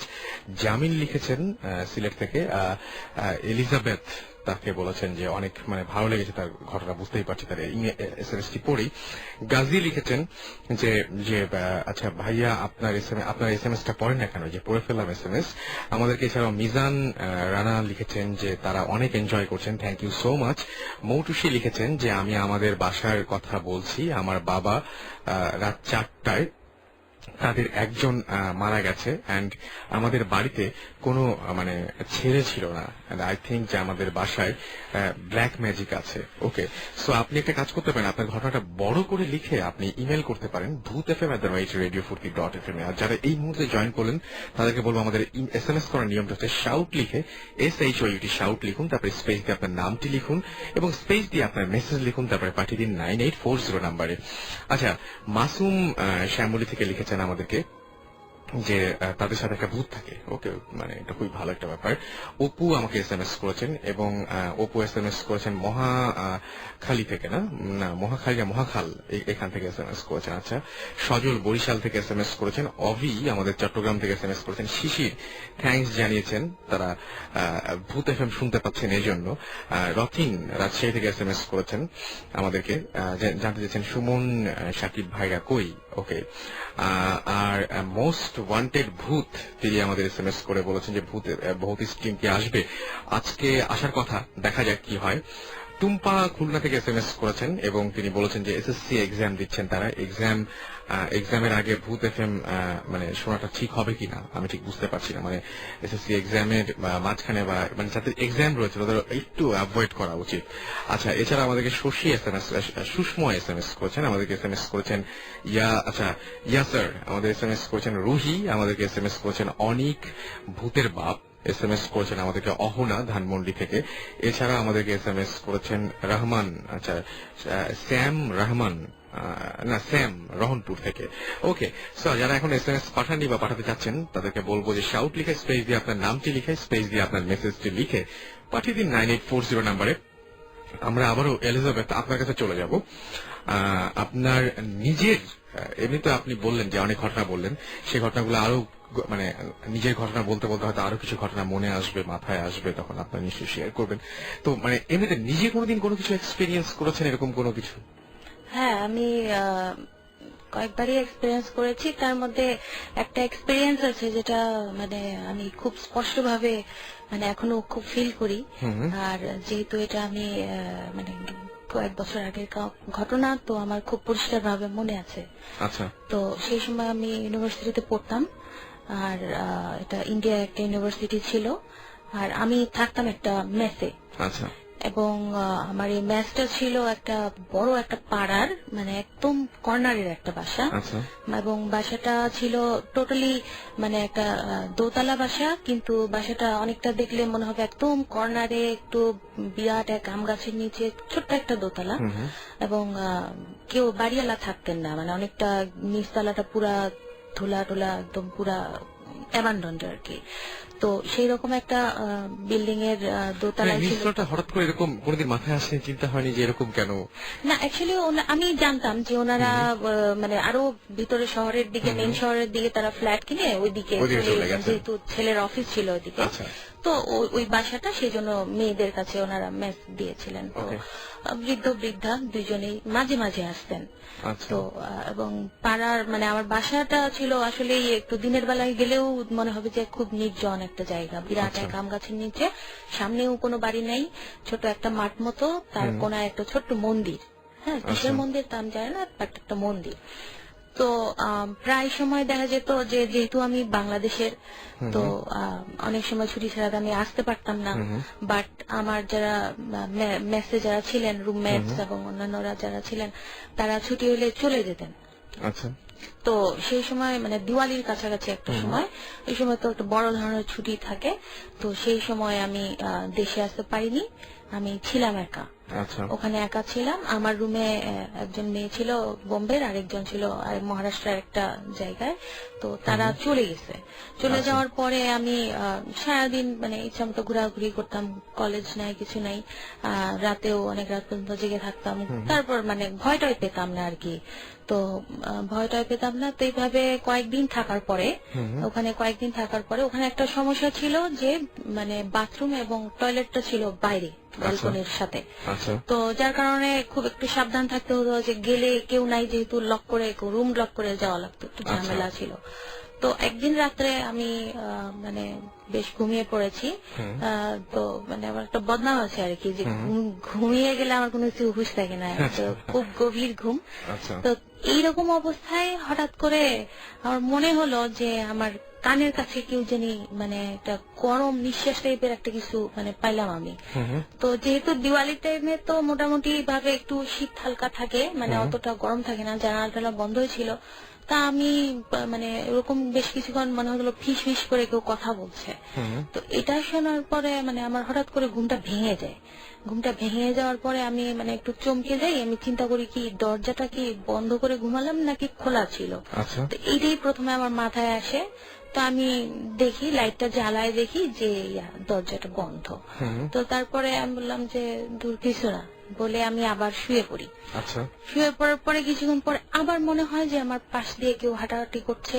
হ্যাঁ, কিছুক্ষণ পর পর আমার কানের কাছে এসে কিছু বলছে, এরকম একটা মানে ফিলিং আমার মধ্যে হচ্ছে। তো তারপরে আমি আবার উঠলাম, লাইট জ্বালালাম, দেখি যে কেউ নেই। তো এইবার আমি লাইট অফ না করেই আবার শুয়ে পড়লাম। তো দেখি কিছুক্ষণ পরে আবার আমার কানের কাছে মনে হয় যেন ফিস ফিস ফিস ফিস করে কি বলছে, সেটা আমি বুঝতে পারছি না, বাট বলছে। তো এটা বলার পরে তো আমার একটু মানে বিরক্তি ভয় দুটোই কাজ করছে। তো আমি পাশের রুমটা চেক করলাম, ভাবলাম কি যে হয়তো ভুল করে আমি দরজা খুলে রাখছি, কেউ হয়তো ওই রুমে ঢুকে লুকিয়ে পরে আমাকে ভয়টাই দেখাচ্ছে। তো যার ফলে আমি পাশের রুমে গেলাম। পাশের রুম তো অন্ধকার ছিল, লাইট জ্বালিয়ে বেডের নিচে টিচে সব দিকে চেক করলাম, না কেউ নেই। শেষে আমি করলাম কি পাশের রুমটা ভিতর দিয়ে বন্ধ করে দিলাম, যে আচ্ছা। যদিও বা থাকে কোনোভাবে যদি মিস করে থেকে থাকি তাহলে যেন না আসতে পারে, এই মনে করে আমি বন্ধ করে আবার শুয়ে পড়েছি। শুয়ে পড়ার পরে তারপরে লাইট অন, আমার চোখ বন্ধ, আমি ঘুমাইনি, পুরা জেগে আছি। পরে দেখি যে একদম সেম কাহিনী, আমার কানের কাছে ফুসফুস হেই সেই হাবি জাবি কি সব বলতেছে, আমি কিছুই বুঝতে পারছি না। তারপরে আমার পায়ের কাছে ছিল একটা ওয়ার্ডরোব, দেখি যে ওয়ার্ডরোব নাড়ানাড়ি, ওয়ার্ডরোবের উপরে দুই একটা বোতল টোতল ছিল, পারফিউম টারফিউমের বোতল টোতল, এগুলা টুকটাক করে পড়া শুরু করলো। এবার তো আমি মানে অত্যন্ত একটু ভয়ও পাচ্ছি, প্লাস স্বাভাবিক। চিন্তাও করছি যে এটা কি, আমি এতদিন ধরে এখানে আছি, এরকম তো কিছু আমি এক্সপিরিয়েন্স করিনি, হঠাৎ করে আজকে এটা কি হলো। তো আমি উঠে বসলাম, উঠে বসার পর দেখি যে কিছু নাই। তো তারপরে উঠে বসার সাথে সাথেই আমি একটা কান্নার আওয়াজ পাই। আচ্ছা। একটা মানে মনে হলো যে খুব কেউ মানে গুমড়ে গুমড়ে কাঁদছে এরকম। তো আমি ঘড়িতে দেখলাম প্রায় মানে 2:45 মতো বাজে। হ্যাঁ, চারিদিকে নিস্তব্ধ। তো মনে হলো আমার মানে কিছুক্ষণ চিন্তা করলাম যে এরকম ভৌতিক কোনো ব্যাপার যদি হয়ে থাকে তাহলে তো এরকম নিশ্চয়ই কিছু একটা আছে ঘরের ভিতর, কিন্তু কান্নাটা তো মনে হচ্ছে বাইরের কোথাও থেকে আসছে। তো মানে আমি একটু তার মানে একদম মানে পুরোপুরি দুটো অবস্থা, দুটো অবস্থা, একটা ঘরের মধ্যে আরেকটা হচ্ছে রিয়েল। রিয়েল কান্না সাথে সাথেই। আচ্ছা। আমি উঠে বসার সাথে সাথেই এটা আমি এবার পেলাম, মানে বেশ কিছুক্ষণ এই কাহিনীটা হওয়ার পরে আমি এটা পেলাম। তো তারপরে একটু কিউরিয়াস আর কি, আমি সব বিষয়ে মানে ভয় পেলে মানে একটু বেশি কিউরিয়াস হয়ে পড়ি যে কি কারণে হচ্ছে। তো আমি সাথে সাথে জাস্ট শুধু একটা জ্যাকেট নিয়ে আর একটা সেলফোন ছিল, ওটা নিয়ে আমি বের হয়ে গেলাম দরজাটা বন্ধ করে। গিয়ে বাইরে বের হয়ে দেখলাম যে একদম নিস্তব্ধ একটা মানে পাড়া, কোনো মানে ম্যাক্সিমাম মানে সব বাসারই লাইট অফ, মানে খালি স্ট্রিট লাইট দুই একটা জ্বলছে, খুবই নিস্তব্ধ। তার মধ্যেও অনেক দূর থেকে একটা কান্নার আওয়াজ। তো তখনও পাওয়া যাচ্ছে, মানে একটু থেমে থেমে আবার কেঁদে উঠছে, একটু থেমে থেমে কেঁদে উঠছে। এবার আমি সিঁড়ি দিয়ে নামলাম, নেমে আমি আস্তে আস্তে হাঁটা শুরু করলাম। পুরা পাড়াটা ঘুরতে ঘুরতে ঘুরতে ঘুরতে কোথা থেকে আওয়াজ আসছে। তো মানে মানে আমার মনে হচ্ছিল যে এটা একটা পাগলামি হচ্ছে, বাট স্টিল আমি তো ঘরেও থাকতে পারছি না আসলে। তো যেই কারণে আমি হেঁটে হেঁটে হেঁটে হেঁটে গেলাম, দেখি যে একদম অপর প্রান্তের কাছাকাছি অনেক দূর, অনেক দূরে শুধু একটা বাসায় লাইট জ্বলছে। পরে লাইটটা জ্বলার পরে আমি দেখলাম যে মানে ঘরের বাইরে দুই একজন লোক দাঁড়িয়ে। তারপর আমি ঢুকলাম, ঢুকে বললো যে ওরাও আমাকে দেখে একটু অবাক হয়ে গেল যে এত রাতে মানে অপরিচিত একজন। তো আমি গিয়ে বললাম যে কি হয়েছে এখানে। তো বললো যে এই বাসার যে ইয়ে ছিল, বুড়ি মা ছিল, সে এই তো এখনই মারা গেছে কিছুক্ষণ আগে, তো তার মেয়ে তার লাশ নিয়ে কাঁদছে। তো আমি বলার পরে যদিও তারা অপরিচিত, আমি সাথে সাথে ঢুকলাম, কি মনে করে ঢুকলাম জানি না, গিয়ে দেখি যে ঠিকই সে কাঁদছে। হ্যাঁ, তো মানে কাছে, এবং ওই ভদ্র মহিলাকে আমি মাঝে মাঝে দেখেছি আমার বিল্ডিং এ আসতে, এই কারণে যে যখন আমার বাড়ি এলিয়ে আসতেন উনিও সেই ইমেজ তারা আসতেন। তো আমার একটা ধারণা হলো যে এরা নিশ্চয়ই বান্ধবী ছিল, পরে আমি জানতে পারি বান্ধবী ছিলেন। তো আমার কাছে যে জিনিসটা মনে হয়েছে সেটা হলো যে আমি ভূত এফএমেও কতগুলো কাহিনী শুনেছি, মানে এমনিতেও কিছু কাহিনী শুনেছি যে অনেক সময় শোনা যায় যে বন্ধুরা মারা গেলে আবার অনেকে দেখতে পায়। আমার যেটা মনে হয়েছে সেই মুহূর্তে সেটা হলো যে এই ভদ্রমহিলা যখন মারা গেলেন, মানে আমার মনে হয় তার স্পিরিটটা নিশ্চয়ই তার পরিচিত প্রিয়জন এদের কাছাকাছি বা এরকম কিছু ওই এলাকার ভিতরে কিছুক্ষণ ছিল, যেটা আমরা আমাদের এলাকায় আমরাও বলি যে স্পিরিট মারা গেলে নাকি মানে মিনিমাম 1 উইক তারা মানে ফ্যামিলির আশেপাশে ঘুরঘুর করে। এবং এই জিনিসটা দেখা যায় যে অনেক সময় রাত্রেবেলা দেখবেন যে কুকুর ডাকে। হ্যাঁ, কুকুর ডাকে, এটা মানে যাদের বাসায় মারা যায় তারা যদি একটু নোট করে তাহলে বুঝতে পারবে যে 1 সপ্তাহ ধরে মানে স্পিরিটটা বারবার ঘুরে আসে এটা। তারপরে তো অনেক আমরা প্রেয়ার করি, মিলাদ করি, হিন্দুরা অনেক কিছু করে, তো এই জন্যই করা হয় বেসিক্যালি। তো আমার কাছে সেদিন এই বিষয়টা খুবই স্পষ্ট হয়েছে যে আমার মনে হয় যে এরকম একটা কিছু আমি এক্সপেরিয়েন্স করেছি, যে তার স্পিরিটটা এবং মানে একদম মানে সাথে সাথেই আমি মানে গিয়ে দুইটা জিনিস একসাথে পেয়েছি। সেটাই মানে খুবই তো অদ্ভুত এখন ব্যাপার। এই বিষয়টা অনেকে বলে যে প্রশ্ন ছিল অনেকের হয়তো বা আগে যে কেন মানে বন্ধুরা ফিরে ফিরে আসে, হয়তো কথা থাকে কিছু, বা হয়তো বা দেখতে ইচ্ছা থাকে, অনেক বলে না মানে মারা যাওয়ার আগে মুখকে দেখতে ইচ্ছা করে, একটু মুখকে দেখতে ইচ্ছা করে, তো বিষয়টা মনে হয় এটা। তো তো পরে আমি চলে আসি রাতে, তারপরে আমি আর কিছু এক্সপিরিয়েন্স করি কিন্তু না। ঘুমাতে পেরেছিলেন না, তারপরে? আমি ঘুমিয়ে গেছি এবং পরের দিন যখন আমি চলে গেলাম, পরে আমার সে মানে রুমমেট বোম্বে থেকে আসে। তো পরে সে বিকালবেলা আসার পর আমাকে ফোন দেয়, আমি তখন আবার সিটিতে চলে গেছি। সে আবার বলে যে লিজ তুমি কোথায়? আমি বললাম যে আমি তো একটু বাইরে, আমি আজকে মনে হয় আসবো না। বলছেন না না, তোমাকে আসতেই হবে, এই বাড়ি পাড়াতে এক মহিলা মারা গেছে, আমি ভয়ে ঘুমাতে পারছি না, তুমি আসো। আচ্ছা তারপরে আমি আসি আর কি, কিন্তু তাকে আর কিছু বলি না। আচ্ছা, সে হয়তো কিন্তু তারও ভয় কি কোনো প্রবলেম হয়েছিল এরকম কোন ধরনের কোনো কিছু না experience? না না, ওখানে কিছু হয় নাই এবং আচ্ছা। আমার মনে হয় না ওরকম কিছু ছিল। বাট ওই রাতের ঘটনাটা যেহেতু একদমই খুবই আলাদা, অদ্ভুত ব্যাপার না? খুবই মানে অদ্ভুত ব্যাপার। আপনাকে জাগিয়ে যেন মৃত্যু সংবাদটা দেওয়া হলো এরকম একটা হ্যাঁ, ব্যাপার। এরকম। এবং আমার মনে হয় যে she didn't come for me, মানে উনি ওখানে আসছিল তার বান্ধবীর খোঁজে বা সামথিং, Right. কিন্তু আমাকে একা, যেহেতু আমি ছিলাম পুরা বিল্ডিংটাতে একা ছিলাম, তো তার উপস্থিতিটা আমি মানে খুব টের পেয়েছি। অন্য কেউ থাকলে হয়তো বা জানি না কি হতো। সত্যি আমাদেরকে যাই হোক, আমার কতগুলো SMS পড়ে ফেলি। লাবণী আমাদের SMS করেছেন, লিখেছেন ভাইয়া খুব ভালো লাগছে, thank you so much. Pinky লিখেছেন খুব ভয় লাগছে, আজকে ঘুম আসবে না হয়তো। ওকে, না ঘুমাতে হবে, না ঘুমালে দেখা যাবে কালকে রেডিও ফুর্তি মিস করবেন, রাইট? নাহিদ মুগদাপাড়া থেকে লিখেছেন যে বামুনদের ঘটনাটা আমি প্রিভিয়াস স্যাটারডে মিস করেছি, এগেইন শুনতে পারবো। আচ্ছা, এটা হচ্ছে বামুনদের ঘটনা অনেকদিন থেকেই হচ্ছে, মানে আমরা আলোচনা করছিলাম, সেই জন্যই আজকে যেটা লিজ বললেন সেটা মানে তার ঘটনা। বাট এর আগে আরো একজন কিন্তু শেয়ার করেছেন, তিনি আজকে আমাদের SMS ও পাঠিয়েছেন, এবং মানে কি বলবো যে হঠাৎ করে তার SMS টা আমরা পেয়েও গেছি এবং পড়ে ফেলেছি। অয়ন মোহাম্মদপুর থেকে লিখেছেন যে আমরা কাজিনরা অয়ন, সফেন, তারপরে রাকিন, অভি, সন্দীপ, এছাড়াও দেখতে পাচ্ছি যে সদীপ সহ আরো অনেকেই ভূত FM শুনছেন একসাথে। ওকে, সো থ্যাংক ইউ আমাদের সাথে থাকার জন্য। এবং এই মাত্রই আমাদের সাথে আমরা মানে কি বলবো যে ভৌতিক কিন্তু জয়েন করেছেন, একটু পরে একটা সারপ্রাইজ থাকবে আপনাদের জন্য। সো বাপ্পি এছাড়াও চিটাগাং থেকে SMS করেছেন এবং লিখেছেন যে আমাকে লাস্ট ভূত FM শোনার দিন আচ্ছা আজকে, কারণ এরপরে তার হচ্ছে এক্সাম শুরু হয়ে যাবে 5 তারিখ থেকে, এবং আবারও 15 মে পর থেকে তিনি শুনতে পারবেন। শান্ত লিখেছেন ভাইয়া খুবই ভয় পাচ্ছি, ওকে। আর সুইটি লিখেছেন যে আমার ভয় লাগছে ভাইয়া। আর সুমি লিখেছেন যে আমি ভূত FM শুনে অনেক ভয় পাচ্ছি। বুঝতেই পারছি।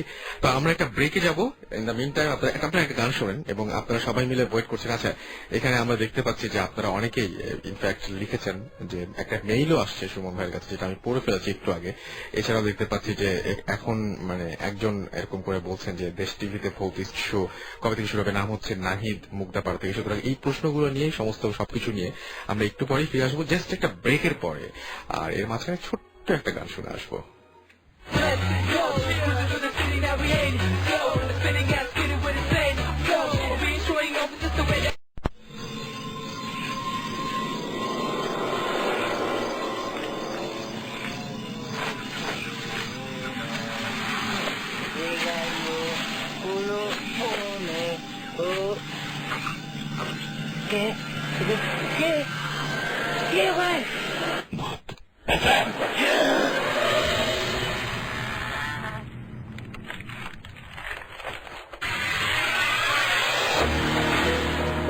রাইট, শুনছেন সবসময় রেডিও ফুর্তি, সাথে আছি আসেল এবং চলছে ভূত FM। আর এই মুহূর্তে আমাদের সাথে জয়েন করেছেন, আমি মানে কি বলবো, সরাসরি আপনারা কণ্ঠ শুনলে বুঝতে পারবেন আমাদের অনেক অনেক ভালো লাগার একটা কারণ হচ্ছে, আর মানে আজকে ভালো যাচ্ছে সবকিছুই।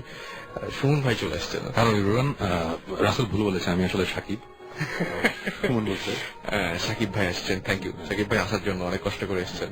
সুমন ভাইয়ের কি অবস্থা? সুমন ভাই মারাত্মক ভালো আছে, এত ভালো একটা মানুষ মানে তার কাছে হয় না, এরকম হয় না, এরকম হয় না।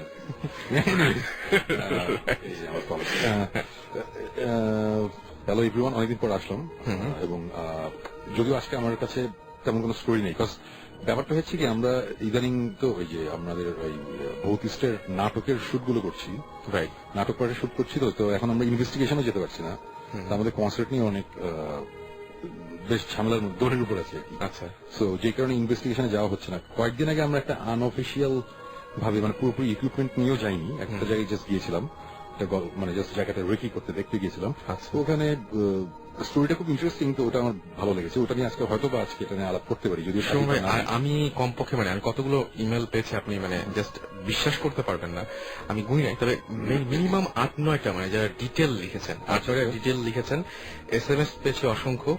এবং আপনি যে লাস্ট যে এপিসোডটা যেখানে করতে চেয়েছেন মানে যে বাসাটায়, Right. এবং ওই যে আপনি যেখানে এক্সপিরিয়েন্স করেছেন অলরেডি, তো অনেকেই এই ঘটনার সাথে নাকি পরিচিত, মানে এই টাইপের ঘটনার সাথে, Right. এবং এরকম ঘটনা ঘটে এবং তারা সুমন ভাইকে অনেক বেশি ভালোবাসেন, তাদের সুমন ভাইকে অনেক বেশি ভালোবাসেন, তাদের মানে একদম আর্টমোস্ট রিকোয়েস্ট তাদের যে আপনি যেন লাস্ট এপিসোডটা না করেন, মানে ওইখানে যেন আর না যান, এটা তারা রিকোয়েস্ট করেছে। সুতরাং এটা আপনার লিসনার, এটা আপনার সব হচ্ছে মানে এটা অডিয়েন্স, তো তাদেরকে আপনি বলবেন সবার। আমার কেন মনে হয় আমরা যদি লাস্ট এপিসোডটা না করি, ওটার ইনভেস্টিগেশনটা অলরেডি আমাদের অনেক বড় হয়ে গেছে, মানে আমাদের একটা এপিসোডে হবে না, 2টা কি 3টে এপিসোডও লাগতে পারে Right. ইনভেস্টিগেশন পার্টটা। আমার কেন মনে হয় প্রথম 2টা ইনভেস্টিগেশন দেখার পরে তখন তারা আমাদের গালাগালি করবে আমরা কেন যাই নাই, জিনিসটা এত ইন্টারেস্টিং হয়ে গেছে। কিন্তু risk অনেক। রিস্ক তো আছেই, বাট আমরা যেটা চিন্তা করছি যে কারণে আমরা এখন ওখানে যাইনি, আমরা আগে ভৌতিষ্ঠের সব কাজ শেষ করে সব রেডি করার পর তারপর যাবো, কোন রকম রিস্ক যাচ্ছে। এবং আপনি বলেছেন যে মানে জিবরান এবং সাকিব ভাই দুজনকে আপনি নিতে চাচ্ছেন না ওই সময়, মানে হ্যাঁ, আপনি মানে- আগে একা যাবেন। হ্যাঁ, এরকম একটা, বাট এখন একটা সময় সিনারিওটা অন্যরকম ছিল, বাট আমি শিওর ঘুরে ফিরে দেখা যাবে যে আমি যাচ্ছি, সাকিব যাচ্ছে, জীবন মানে আমি মানে সাকিব আর জিবরান ছাড়া ভৌতিস্ট অ্যাকচুয়ালি ভৌতিস না আর কি। আচ্ছা। সো অ্যাকচুয়ালি আলটিমেটলি আমাদের 3জনেরই যাওয়া হবে, এবং আমরা এই ধরনের ব্যাপারে একজন এক্সপার্টকে আমরা নিয়ে যাচ্ছি আমাদের সাথে, আচ্ছা। যে কিনা এগুলো মানিকগঞ্জ থেকে যার কথা বলেছেন হ্যাঁ, আপনারা সবাই, হ্যাঁ, সবাই so থেকে। ওই ভদ্রলোক আমাদের সাথে যাবে, রাজি হয়েছেন। রাজি হয়েছেন। সো আমার মনে হয় ব্যাপারটা বেশ ইন্টারেস্টিং হবে।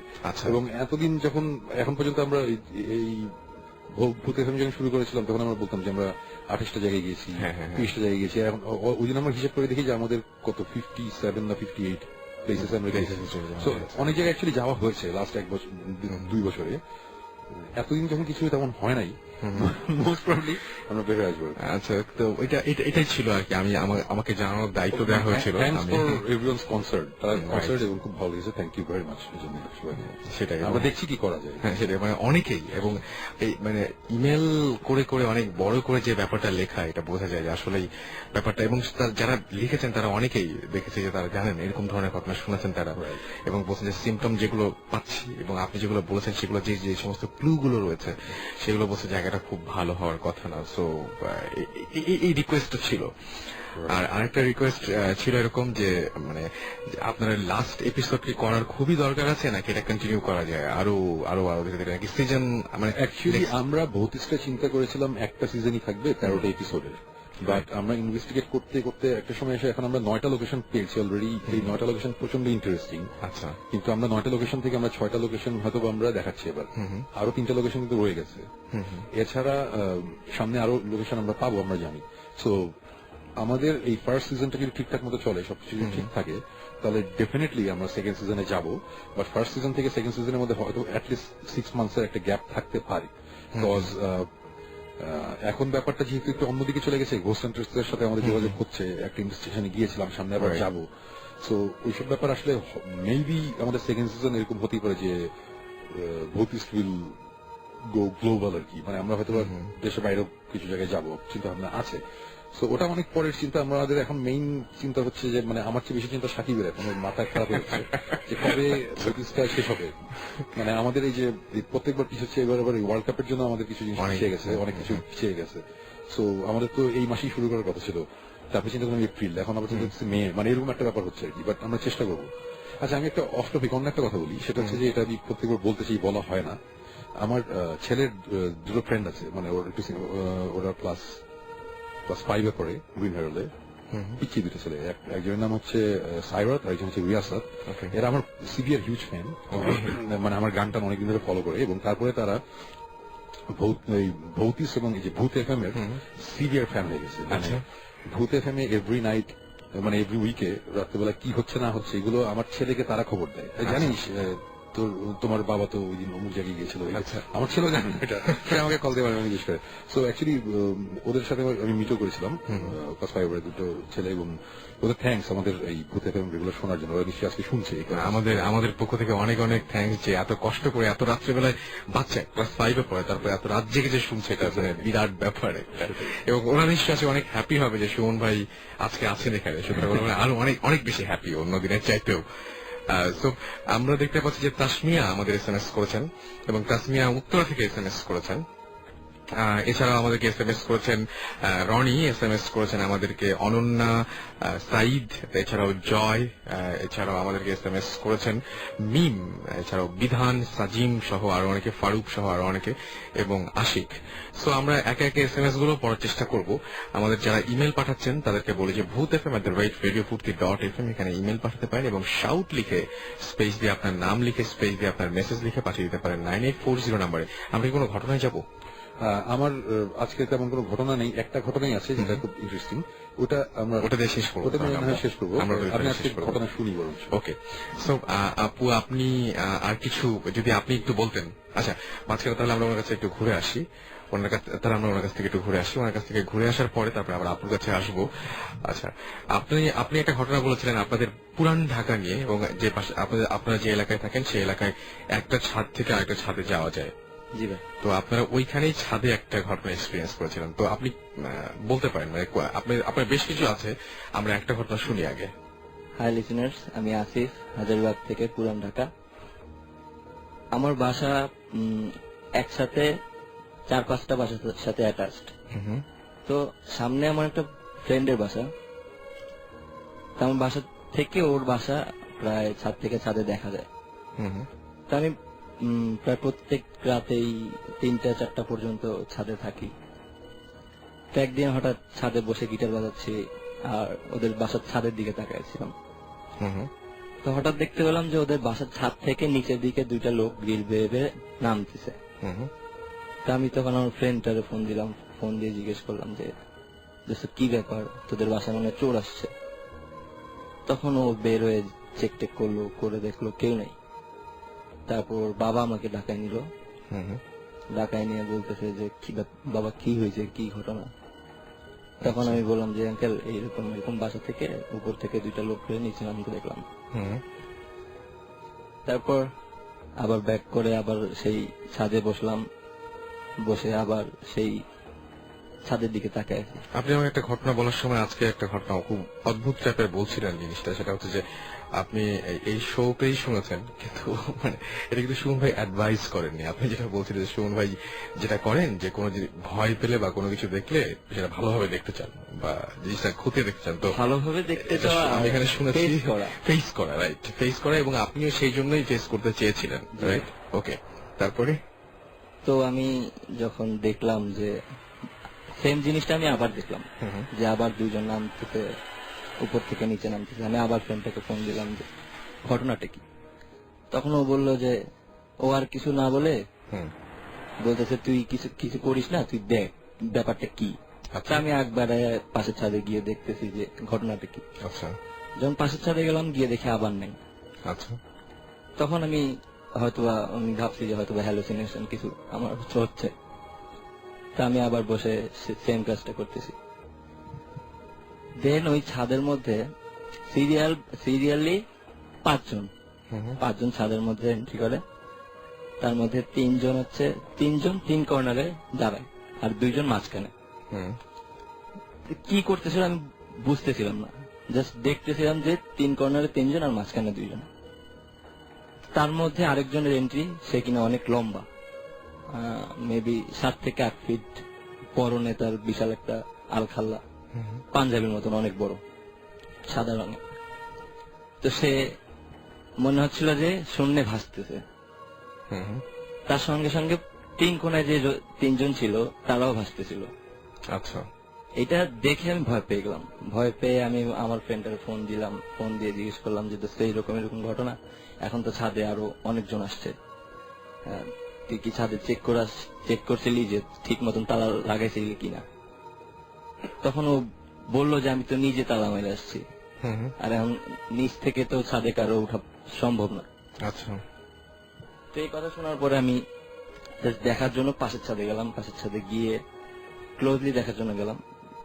যখন আমি ছাদের মিডল পয়েন্টে চলে আসছি তখন দেখি কেউ নেই, কেউ নেই, এবং সঙ্গে সঙ্গে আমার উপর দিয়ে মনে হলো যে কি একটা যেন চলে গেল, আচ্ছা, গরম হাওয়ার মতন। আর মনে হচ্ছিল যেন সুই বিতেছে শরীরের মধ্যে। আর কে যেন আমাকে বুকের মধ্যে প্রচন্ড জোরে একটা লাথি মারে। আর তখনই আমি এই অজ্ঞান হয়ে পড়ে যাই।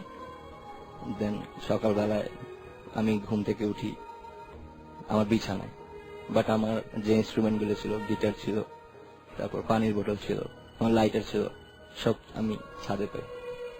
ওকে, ইন্টারেস্টিং।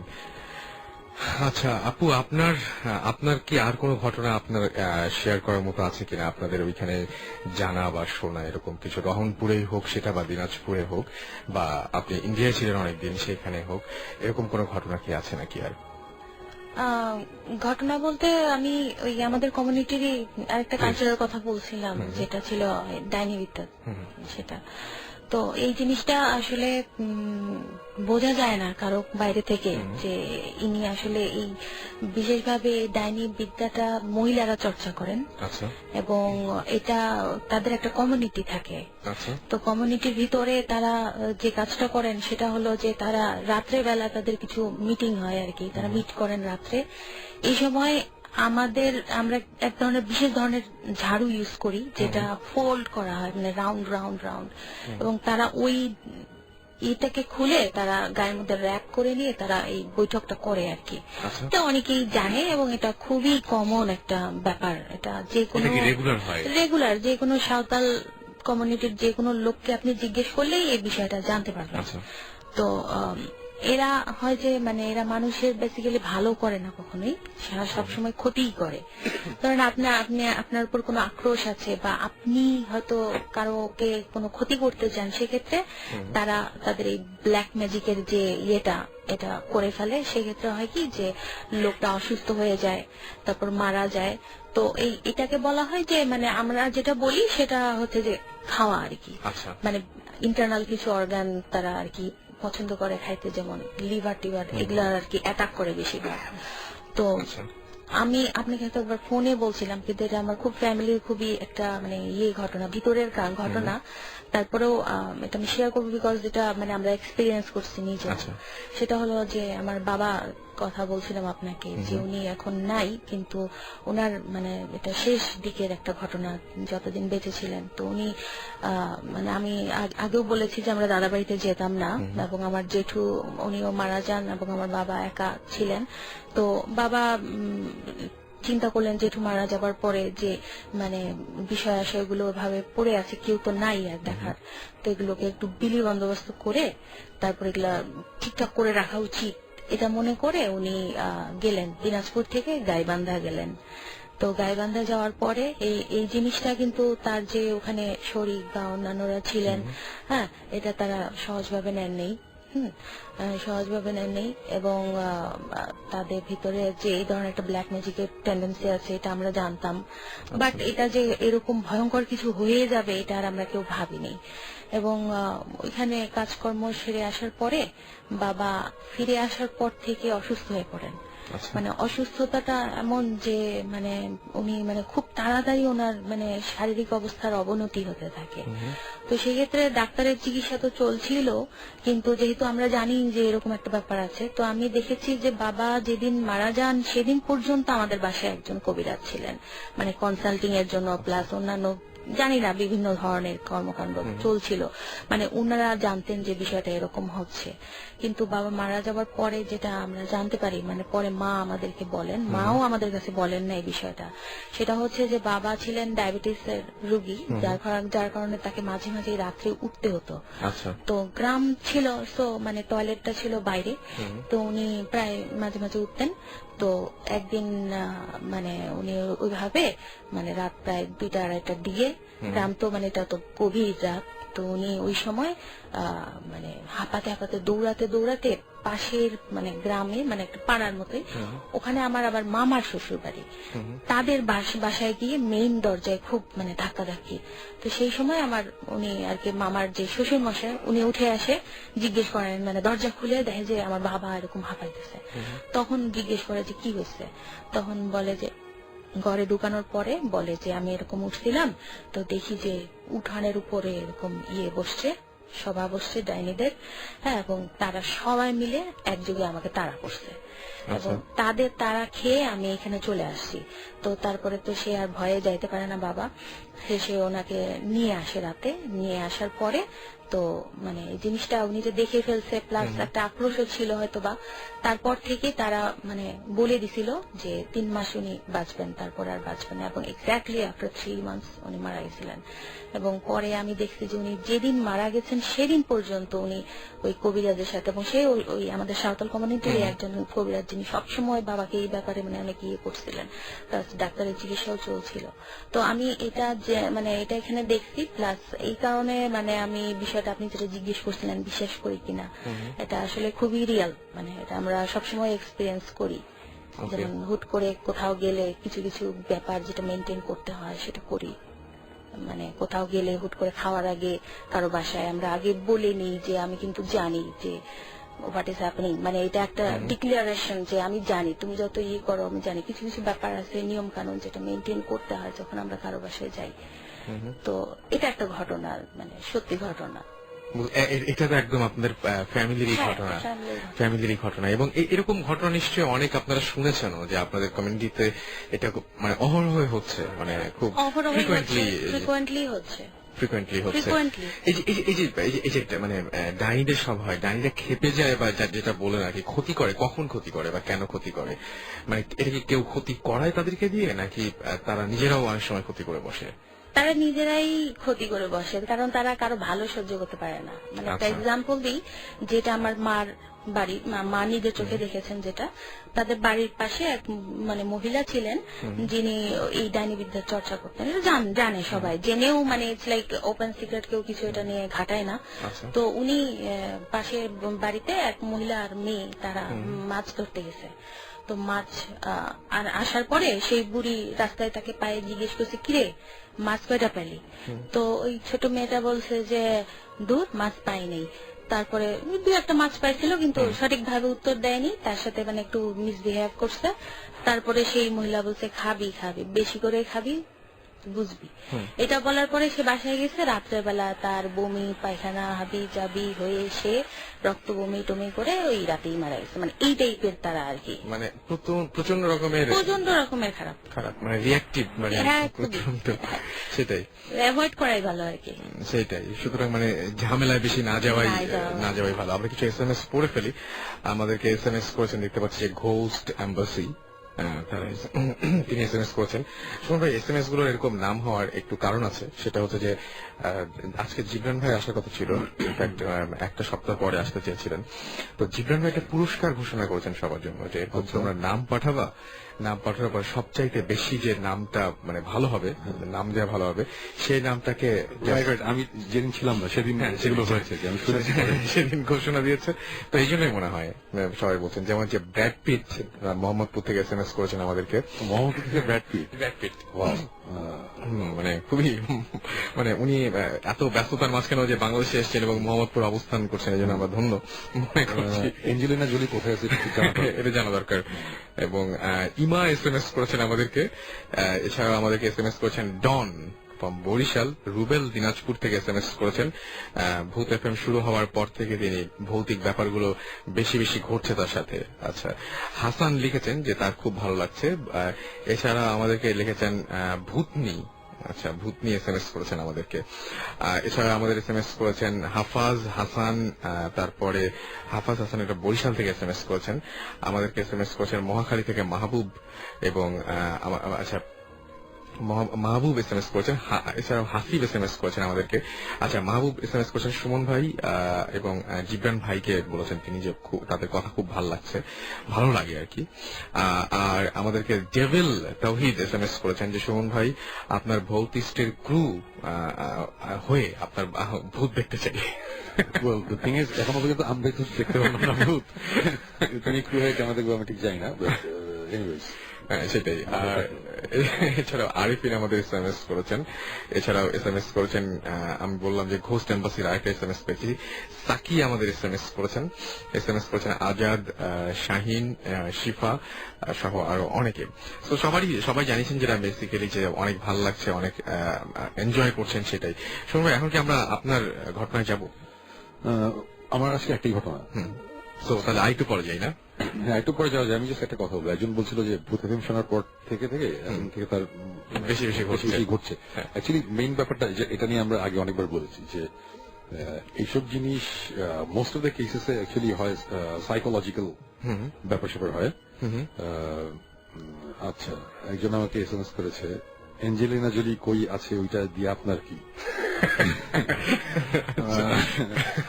ওটা দিয়ে আমার বুঝতেই পারছি কি। এনিওয়েজ, আমরা তো এখন ভূত নিয়ে গল্প করছি, এখন এসব নিয়ে আলাপ না করে। না, আমি ফ্যান, আমি বিগ ফ্যান। অ্যাঞ্জেলিনা জোলিতে আমরা জোলির ব্যাপারটা আপনারা মনে হয় অনেকে জানেন না। টুরিস্ট মুভিতে কিন্তু সুমন ভাইকে দেখা গেছে, যারা টুরিস্ট মুভিটা দেখেন না তারা দেখে ফেলবে। এবং সেটাই। Anyways, I am from Hollywood actually. না, অ্যাঞ্জেলিনা জোলির কথা না, সরি, যা বলছিলাম অ্যাকচুয়ালি ভূতের কথা। একজন ইদানিং এগুলো আগে অনেকবার বলেছি, সেটা হচ্ছে যে আমরা অ্যাকচুয়ালি এইসব মোস্ট অফ দ্য কেসেসে আমি যেটা দেখি, যেটা বুঝি, সেটা হচ্ছে যে মোস্ট অফ দ্য কেসেসের ব্যাপারটা অনেকটা সাইকোলজিক্যাল। আজকে আমি ঠিক আছে, আমার বাসায় সবকিছু ঠিকঠাক আছে, আমার রুমে রাতে যখন ঘুমাতে যাই টুকটাক হয়তো আওয়াজ হয়, সবার বাসাতেই হয়, কিন্তু আমি একটা ভয়ের মুভি দেখলাম, একটা ভূতের গল্প শুনলাম, তারপর রাতে ঘুমানোর সময় মনে হয় এই আওয়াজ হচ্ছে কেন, অথচ এই আওয়াজ কিন্তু এভরিডে হয়। এভরিডে আমরা কিন্তু চিন্তা করি নেই যেটা ভূত বা বিমন অথবা খারাপ কিছু, তখন আমরা চিন্তা করি। সো মোস্ট অফ দ্য কেসেসে এগুলো সাইকোলজিক্যাল, বাট কেউ তাই বলে আমি বলবো না যে সারাক্ষণ সবসময় সবকিছুই সাইকোলজিক্যাল বলে উড়িয়ে দেওয়াটা উচিত হবে না, তাহলে প্রবলেম হয়ে যাবে। আজকে উনি বলছিলেন যে যে ডাইনি বিদ্যা যেটা শুনছিলাম, এসব জিনিস আসলে হয় কিনা। আমি আমার ভয়ঙ্কর একজন মানুষকে আমি চোখের সামনে দেখেছি সাফার করতে, ভয়ঙ্কর ভাবে সাফার করতে দেখেছি। এবং সো আমি সিরিয়াসলি বিলিভ করি যে হ্যাঁ, দিস থিংস এক্সিস্ট। আমি দেখেছি, মানে ওই মানুষটা অলমোস্ট ডাইড, তারপর সেখান থেকে আবার ব্যাক করেছে সামহাউ আর কি। সো এই জিনিসগুলো এক্সিস্ট করে। আমি এরকম ঘটনা বলতে পারি যে চিটাগং থেকে কক্সবাজারে যাওয়ার পথে একটা গ্রাম আছে, ওই গ্রামে একটা মহিলা আছে যিনি এই জিনিস করে, আমি জানি।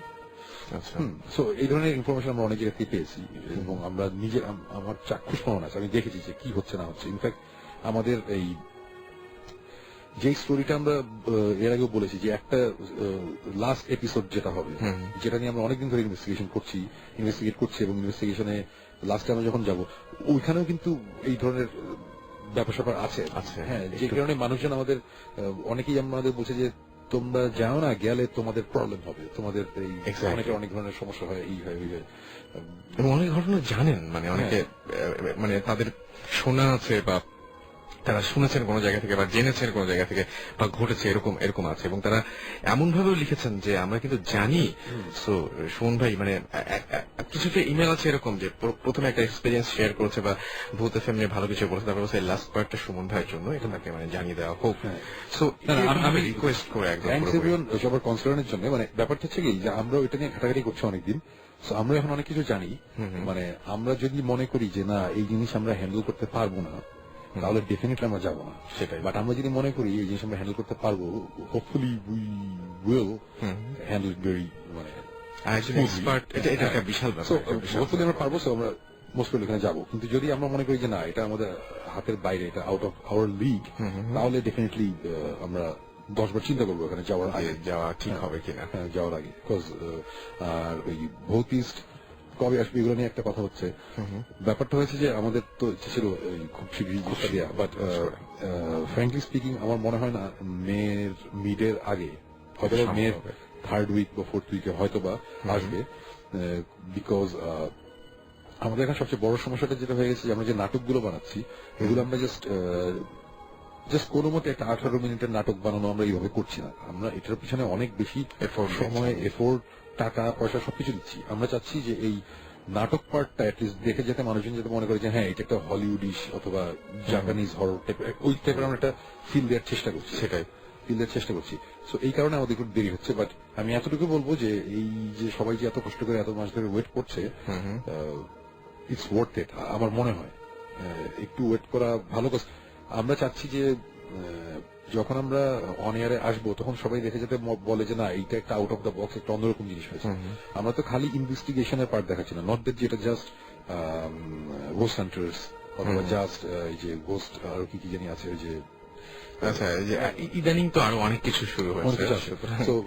সো আমরা খালি ওরকম করছি না, আমাদের এটার সাথে একটা নাটক পার্টও আছে। সো আমরা দুটো মিক্স করে একটা জিনিস। এটা খুব ভালো হয়েছে, এটা খুবই ভালো হয়েছে। এক্সপ্লেনেশন অনেক কিছুর মানুষ চায় বা জানতে চায়, সুতরাং ওই যে এপিসোড যাওয়ার পরে যে আবার এক্সপ্লেনেশন বা এক্সপ্লেইন করা যে কেন কি হয়েছে বা কি, এটা মানুষ মনে হয় আরো অনেক বেশি এনজয় করবে। এক্স্যাক্টলি, কারণ প্রথম দিন দেখছে। এবং এটা কি সময় ভাই এরকম নিয়ম আছে যে মানে এরকম ভাবে প্ল্যান আছে যে সপ্তাহে 2 দিন পর পর হচ্ছে নাকি? না, অ্যাকচুয়ালি 1 উইক ওয়েট করতে হবে অনেক জন্য, মানে ওই এক্সপ্লেনেশনটা পাওয়ার জন্য আরো একটা উইক। আমরা এক পার্টে দেখাবো যে একটা নাটক, এটা 18 মিনিট টাইপের। অনুষ্ঠান তো অ্যাকচুয়ালি 22 মিনিটের হয়, আধা ঘন্টার শো গুলোর মধ্যে 8 মিনিট ক্যাপ থাকে। সো 22 মিনিটের মধ্যে হয়তো বা 18 মিনিট থাকবে নাটকটা, আর 4 মিনিট থাকবে আমাদের কথাবার্তা, যে আমরা ওখানে যাচ্ছি কি, মানে কেন যাচ্ছি কি ব্যাপার। সো তারপরে হচ্ছে টু বি কন্টিনিউড। মানুষজন 1 উইক ওয়েট করবে পরের উইকে যে অ্যাকচুয়ালি আমরা ওখানে যাওয়ার পরে অ্যাকচুয়ালি কি হয়েছে না হয়েছে ওটা দেখার জন্য। আচ্ছা, এমনিতে আমরা তো পরিচিত মুখ কিছু দেখবই নাটকগুলোতে, অপরিচিত মুখও নিশ্চয়ই কিছু থাকবে। হ্যাঁ, অপরিচিত মুখ তো থাকবেই। পরিচিত মুখ ওকে আমি বলি, আমাদের এখন পর্যন্ত নাটকে মনোয়ার নামে একজন আছে, সে থিয়েটার করে এবং খুব ভালো একটা, এবং তার মুখের এক্সপ্রেশন অনেক জোস। মানে ও একটা করেছে ডক্টর ডেথ, আমাদের একটা নাটক আছে, ওটাতে সে ছিল। ওটাতে বিপল নামে আমাদের একজন পরিচিত আছে, উনি অ্যাকচুয়ালি মানে ওখানে নাটকের রোলের মধ্যে উনি হচ্ছে ডক্টর, উনি আসলে রিয়েল লাইফে ডক্টর। আচ্ছা, হ্যাঁ, বাহ। সো উনি আছে। তারপরে এখন নাটক করছে বেশ ফেমাস ঈশানা, সে আছে।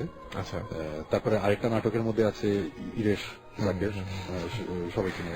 আদিত্য কবির আছে, অম্লান আছে, তারপরে স্বর্ণা আছে, স্বর্ণাকেও সবাই চিনে। সো প্রবাল দাও মনে হয় আছেন। অনেকেই প্রবাল এখনো অ্যাক্টিং এর ইয়েতে আসে নাই, বাট আমাদের পরের এপিসোডে হয়তো আসবে। সোনিয়া নামে আইটেমে আছে, সে গত বছরের লাক্সে ছিল, লাক্সে টপ 25 এ ছিল মোস্ট প্রবাবলি। অ্যাকচুয়ালি ওই যে আমাদের ট্রেলারটার মধ্যে একটা মেয়ে ঘুমিয়েছিল, খুবই ভালো, খুবই ভালো করেছে। সবাই মোটামুটি ভালো অ্যাক্টিং করছে। এবং একটা জিনিস আমাদের, আমরা অবশ্যই সবাইকে থ্যাঙ্কস দিতে চাই, সবাই খুব ইন্টারেস্ট নিয়ে জিনিসটা করছে, স্বাভাবিক, ডিফারেন্ট টাইপের একটা জিনিস একদম। এবং সবার মানে বলবো যে এই যে ঈশানা বলি বা স্বর্ণা বলি, এদের অ্যাক্টিং ও খুবই ভালো হয়েছে, খুব সুন্দর অ্যাক্টিং করেছে। আর মনোয়ারের কথা বাদই দিলাম, ও তো মানে ও প্রথমটা মানে ও একটা এপিসোড মানে একটা সাইকো একটা ডক্টরের অ্যাক্ট করে আর কি, ও মেইন চরিত্র ছিল, মানে ভিলেন টিমে। ওর মুখের এক্সপ্রেশন, ওর চাহনি, মানে এভরিথিং ওয়াজ অ্যামেজিং। মানে আমার দেখে পুরো মনে হচ্ছে যে হলিউড এরকম লেগেছে আর কি ওর ব্যাপার স্যাপার। তো হ্যাঁ, কাজ চলছে, কাজ আগাচ্ছে। ইনফ্যাক্ট আমাদের আগামীকালকে সকাল 7টার সময় আবার আমাদের শুটিং আছে, একটা নাটকের কাজ চলছে। উইচ ইজ ওই নাটকের ঘটনাটা বেশ স্কেয়ারি একটা, ওটা নিয়ে আমরা কোন একদিন হয়তো আলাপ করবো, আজকে না ডেফিনেটলি। সো কাজ চলছে, এখন দেখা যাক, হোপফুলি সামনে মেয়ের মিডে বা শেষের দিকে। এখন তার মানে প্রচুর ছোটাছুটি যাচ্ছে, আমাদের প্রচন্ড রকম প্রেশার যাচ্ছে মানে। আর ব্যাপারটা হচ্ছে যে যেমন সাকিবের যেমন চাকরি থাকে, এই সেদিকে জীবনের অন্যান্য কাজ থেকে, আমরা চাইলেই যে কোনো সময় শুটিংটা করতে পারছি না, আমাদের চুজ করতে হয় উইকেন্ড। উইকেন্ড আবার আমার কনসার্ট থাকে, আবার উইকেন্ড আবার ভূত এফএম থাকে, সো এই কারণে একটু অবস্থা। বাট আমি এতটুকু গ্যারান্টি দিতে পারি যে এপ্রিলের মের পর থেকে আমরা ইনশাল্লাহ ভূত এফএমে আমরা রেগুলার থাকবো। ওই সময় মানে মেইন প্রেশারটা চলে যাবে। তো আর আরেকটা ব্যাপার হচ্ছে যে আমাদের যে প্ল্যানটা, সেটা হচ্ছে যে ভূত স্টার এপিসোড দেখানো হলো, দেখানোর পরে নেক্সট যে ভূত এফএমটা থাকবে, ওই ভূত এফএমে আমরা ওই ভূত স্টার এপিসোডটা নিয়ে আলাপ করবো। আরেকজন আমাদের জিজ্ঞেস করতে পারে যে কি হইতে পারে না হইতে পারে, আমরা অনেকে গেস করতে বলবো, ওইটা নিয়ে আমরা আবার একটা মজা, এটা খুব মজা হবে, এটা ইন্টারেকশন থাকবে। যেমন ওই সবাই তো এখন ইনভেস্টিগেশন গুলো দেখে নাই, এবং একটা ইনভেস্টিগেশনে এরকম হয়েছিল যে আমি তোমাকে কল দিয়েছিলাম, তো ওই জিনিসগুলো ওরা দেখতে পারবে যে আমি কল দিচ্ছি রেডিও ফুড থেকে, ওই কানেকশন গুলো তারা পাবে আর কি। আচ্ছা আচ্ছা আর লাস্ট ইনভেস্টিগেশনটাতে আমরা অ্যাকচুয়ালি চেষ্টা করব যে ওই সময় রেডিও ফুডটির সাথে একটা কিছু একটা করতে, মানে ভূত এফএম এর সাথে যদি একই দিনে না পড়লেও স্পেশাল ভাবে যদি কিছু একটা করা যায়, হ্যাঁ খুবই ভালো হয়। আমরা যেটা আমাদের মোটামুটি একটা ডেটটাও যদি ওইভাবে ফিক্স করা যায় আসলে হ্যাঁ, খুব ভালো হয়। because আমরা তো ইনভেস্টিগেশন শুরু করি রাত 12টা থেকে, সো একদম। ওই রাতটা যদি আমরা একটু স্পেশাল রাখি যে রাত 12টা থেকে এভরি আওয়ারে আমরা 10 মিনিটস করে আপডেট দিব বা 5 মিনিটস করে আমরা একটা আপডেট দিচ্ছি, Right. ওই রাতটা না হয় সবাই একটু জাগলো, দেখলো সেটাই। এবং এত এত সবাই এক্সাইটেড, ডেফিনেটলি সবাই আমাদের সাথে থাকবেন, hopefully থাকবে, hopefully থাকবে। থাকবে। তো সুমন ভাই, এই যে মানে মানে এখন তো একদম পুরোপুরি নতুন ভাবে বাংলাদেশে একটা জিনিস শুরু হচ্ছে এবং নতুন ভাবে শুরু করছেন এবং প্রায় শেষের দিকে, মানে খুব বেশি হলে হাতে গোনা আর একটা মাস বা 1.5 মাস বা ধরলাম 2টা মাস। তো এই মুহূর্তের কেমন লাগে, এই মুহূর্তের আমি ভয়ঙ্কর এক্সাইটেড, কজ এই মানে এই কি বলবো যে এই 6-7 বছরের একটা প্ল্যান, জাস্ট একটা রিয়েলিটি টিভি শো দেখে একটা আইডিয়া মাথায় আসা, এটা করবো বলা, এটা যদি করতে পারতাম খুব ভালো হতো বলা, আর সিরিয়াসলি করে ফেলাটা কিন্তু অনেক বড় ব্যাপার। থ্যাংক গড যে আমাদের এই লজিস্টিক সাপোর্ট বা ফ্রেন্ড মানে এই সবাই আশেপাশে ছিল, আমাদের অনেক ধরনের হেল্প করেছে। সো হ্যাঁ, আমি ডেফিনেটলি অনেক বেশি এক্সাইটেড। এবং প্রথমে যখন শুরু হয়েছিল, মজার ব্যাপারটা ওটাই যে প্রথমে যখন শুরু মানে ভৌতিস নামটা তো আমরা স্টাবলিশ করেছি 2 বছর আগে, ইনভেস্টিগেশন তো চলছিল অনেক আগে, 2 বছর আগে থেকে তো সাকিব জিবরানের অফিসিয়ালি আমার সাথে জয়েন করে, রাইট? সো এই 2-2.5 বছর আগে সাকিব যখন আসে জিবরানকে নিয়ে, তখন ব্যাপারটা এরকম ছিল যে আমরা একটা মজার একটা জিনিস করছি। আচ্ছা। এবং আমি এখন জানি যে আমি এই মুহূর্তে যখন দেখি যে এইসব কাজ নিয়ে সাকিব যেই পরিমাণ এফোর্ট দিচ্ছে, মানে এটা আনবিলিভেবল, মানে সেও পুরোপুরি মানে ইন্টু ভৌতিস। তো এই জিনিসটাই মজার যে আমরা শুরু করেছিলাম যেভাবে, আস্তে আস্তে ব্যাপারটা সিরিয়াস হতে এখন এরকম একটা পর্যায়ে চলে আসছে যে আমরা এনজয় করছি, আবার মানুষজন ওয়েট করছে, এটা খুব মজার ব্যাপার। এবং এই যে ড্যানিয়েল যখন আমাদের কাছে আসলে বললো যে আমরা একটা রেডিও শো করলে কেমন হয়, আপনারা ওরকম একটা জিনিস করতেছেন, আমরা যেটা করি একটা মিক্স করলে কেমন হয়, আমরা বললাম আচ্ছা ঠিক আছে। তারপরে আজকে আমরা এই যে ভূত এফএম, এই আমাদের তো ভূত এফএম 1 বছর তো হয়নি, রাইট? এখন 1 বছর হয় না। সো আমরা লাস্ট ইয়ারে 12,500 SMS আসছে, কত এরকম। So this is amazing. এগুলো তো মানে খুবই, মানে বলবো যে এটা খুবই একটা, এটা আমাদের সাফল্য একটা, রাইট? সো এবং সত্যি মানে এখন অনেক ভালো লাগার সময়, এবং আমার মনে হয় যে অন এয়ারে গেলে আরো এরকম ধরনের অনেক কিছু অন এয়ারে আসতে মানে different ball game, whole new scenario আসবে, একদম। সময় আমরা ওই ঘটনাটা তাহলে চলে যাই এখন, যে মোটামুটি টাইম হয়েছে। এখন ঘটনা ফার্স্টলি আমি বলি যে আজকে সাকিব এবং জিবরান নাই, এবং আমাদের ভৌতিস্টের অ্যাকচুয়ালি ইনভেস্টিগেশন আমরা বন্ধ করে দিয়েছি বেশ কয়েকদিন আগে থেকে, বিকজ আমাদের ইনভেস্টিগেশন আমাদের হাতে আছে বেশ কিছু, আমরা নাটকগুলো করছিলাম। আচ্ছা, আমাদের ইনভেস্টিগেশনের ব্যাপারটা ছিল না আর কি। বাট দেন এগেন আমাদের কয়েকদিন আগে আমরা একটা নিউজ পাই, একটা খবর পাই, এটা ঢাকার একেবারেই আশেপাশে, মানে আমি জোনটা আমি বলি, উত্তরা থেকে যেতে হয়তো বা লাগবে কত 45 মিনিটস বা 1 ঘন্টা, বড় জোরে 1 ঘন্টা লাগবে বড় জোরে। সো এরকম একটা জায়গায় একটা বাসা সংক্রান্ত প্রবলেম, মানে ব্যাপার হচ্ছে যে ওই টিপিক্যাল যে নিউজ আমরা পাই, একটা ঘর আছে, একটা বাসার একটা ঘর আছে, ওই ঘরে নাকি সিরিয়াস প্রবলেম হতো একসময়, খুব প্রবলেম হতো, এখন হয় না। তাও এটা বাই অ্যান্ড বাই, মানে একজন জাস্ট বলেছে যেরকম একটা জিনিস হয়। আমাদের অ্যাকচুয়ালি তখন ইনভেস্টিগেশনের মুডেও আমরা ছিলাম না অ্যাকচুয়ালি। আমরা তখন হচ্ছে যে ইয়েতে যাব, ওই শ্রীপুরে আমাদের একটা বাংলো আছে, যেটা নিয়ে আমরা এর আগে অনেক কথা বলেছি। ওখানে মাঝে মাঝে আমি সাকিব জীবন আমরা যাই, আমরা ব্রেইনস্টর্মিং করতে যাই, আমরা আড্ডা দিতে যাই বা টাইম স্পেন্ড করতে যাই আর কি আমরা। সো আমরা ওখানে যাবো, তো এরকম একটা নিউজ আমরা শুনেছিলাম, শোনার পর চিন্তা করলাম ঠিক আছে আমরা শ্রীপুরের দিকে যাবো, আর এটা হচ্ছে ওই ইয়ের দিক দিয়ে, ওই কি বলে টাঙ্গাইলের দিকে যেতে পারে, আমি যে জায়গাটার কথা বলছি, আমি একজাক্ট প্লেসটা বলছি না। সো আসলে ওই দিক দিয়ে যেতাম। আচ্ছা, আর শ্রীপুর তো সোজা। তা আমরা একদিন ডিসিশন নিলাম ওখানে যাবো, বাট আমার হাতে যে সময় আছে আমরা একটু ওখানে যাই, গিয়ে একটু ইনভেস্ট, মানে একটু ঘটনা শুনি যে ব্যাপারটা কি হয়। স্টোরি যেটা শুনেছিলাম সেটা হচ্ছে যে ওই বাসায় ওই ফ্যামিলির একজন লোক, একজন বয়স্ক একজন ভদ্রলোক, যে বলেছে তার দাদা, উনি ওই বাসায় মারা যায়। মানে উনি খুব মানে ওনার বয়স ছিল বেশ বেশি, বাট উনি বেশ শক্ত সমর্থ একজন লোক ছিল। বাট হঠাৎ করে কিছু একটা হয়, হওয়ার পরে উনি খুব অসুস্থ হয়ে যায় এবং কেউ কিছু ধরতে পারে না, এবং আলটিমেটলি উনি মারা যায়। তা মারা যাওয়ার পরে অ্যাকচুয়ালি মানুষজন অতটা ইয়ে করেনি, এমনি ওনার বয়স হিসেবে অনেক বেশি ছিল, মানে he was something like 75 plus or something like that, but উনি খুব শক্ত সমর্থ ছিল, মর্নিং ওয়াক করতো, মানে এটা করছিল আর কি। So, ওই ঘটনায় যাওয়ার পরে আছে অনেকেই ওই ওনার দাদা যে রুমে থাকতো ওই রুমটাকে অ্যাকচুয়ালি কেউ থাকতো না, তো মারা যাওয়ার পর ওই রুমে কেউ থাকে না। তো তারপরে যেটা হলো যে ওদের বাইরে থেকে ওদের একজন আসলো আর কি, তাদের মানে যেই ছেলে মেয়ের কথাটা বলেছে তার একটা কাজিন। সে আসার পরে সে এসেছিল কানাডা থেকে, তো 1 মাসের জন্য। তো সে ওখানে এসেছে, ওখানে থাকবে আর কি। হ্যাঁ, তো ওই রুমটা খুলে দিয়েছিল থাকার জন্য। সো ডেফিনেটলি তো ওই রুমে এসে থাকতে থাকতে ওই আসার পরে তার প্রথমে ইয়ে হয়, স্টমাক আপসেট হয়, পেট খারাপ হয়। তো এইটা খুব কমন একটা জিনিস, বাইরে যারা অনেকদিন থাকে তারা আমাদের দেশের এই আমাদের খুব কি বলবো একেবারেই ভেজালহীন যে তেল, সার্কাস্টিকলি বলছি, মানে আমাদের দেশের এবং সবার আগে হচ্ছে ভেজালহীন পানি, পানি, হ্যাঁ বিশুদ্ধ পানি, রাইট। তো বিশুদ্ধ পানি, তো এইসব খাওয়ার পরে অসুস্থ হয় আর কি। তো প্রথম দিকে তারা মনে করেছিল যে এটা ওরকম একটা ব্যাপার, ফুড পয়জনিং টাইপের হয়েছে এটা, বাট দেখা গেল যে ও ডিটোরেট করছে, কোন অবস্থাতেই ইয়ে করা যাচ্ছে না। তারপরে একটা সময় তাকে হসপিটালে নিয়ে যাওয়া হয়।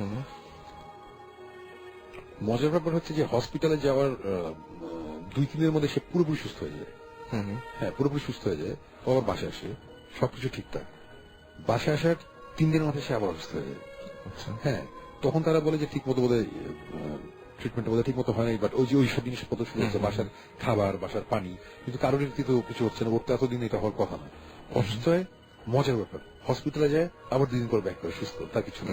মানে হসপিটালে যাওয়ার পরে সে সুস্থ হয়ে যায় 2-3, মানে তখন তার একটু সন্দেহ, তার মধ্যে একটু ইয়ে হয়, মানে সবার মধ্যে ইয়ে হয়। মানে ইনফ্যাক্ট যে আমাকে বলেছে ওই ছেলের মাথায় অ্যাকচুয়ালি মেইনলি জিনিসটা আসে যে এই রুমে আমার দাদা ছিল, উনি এরকম হঠাৎ করে অসুস্থ মারা গেছে, এবং এখন আমার কাজিন আসছে, তারও এই প্রবলেমটা হচ্ছে। So maybe something is wrong, মানে এই জায়গায় আর কি। আচ্ছা, তারপরে যেটা হয় যে সে আস্তে করে ওই রুম থেকে ওর কাজিনকে সরায় বলে যে তুমি আজকে আমার রুমে থাকবা বলে এই রুমে রাখে। এবং প্রথম দিন ও সাহস পায় নাই, ওর কাজিনের সাথে একসাথে ছিল, এরকম 2-1 দিন যাওয়ার পরে তারপরে সে, এবং 2-1 দিন যাওয়ার পরে সে সুস্থ শুরু করে। সুস্থ তখন বলে যে ব্যাপারটা কি, ব্যাপারটা আমি একটু বুঝি। বোঝার পরে একদিন সে ওই রুমের মধ্যে রাতে লেগে থাকে, এবং তার কথা হচ্ছে যে সে রাতের যখন ঘুমায়, মানে যখন ঘুমিয়েছিল, ঘুমের মধ্যে ওই তার হঠাৎ করে মানে ব্যাপারটা হচ্ছে এরকম যে ঘুম ভেঙে যায় না হঠাৎ করে, তার ঘুমটা ভেঙে যায়, অস্বস্তি।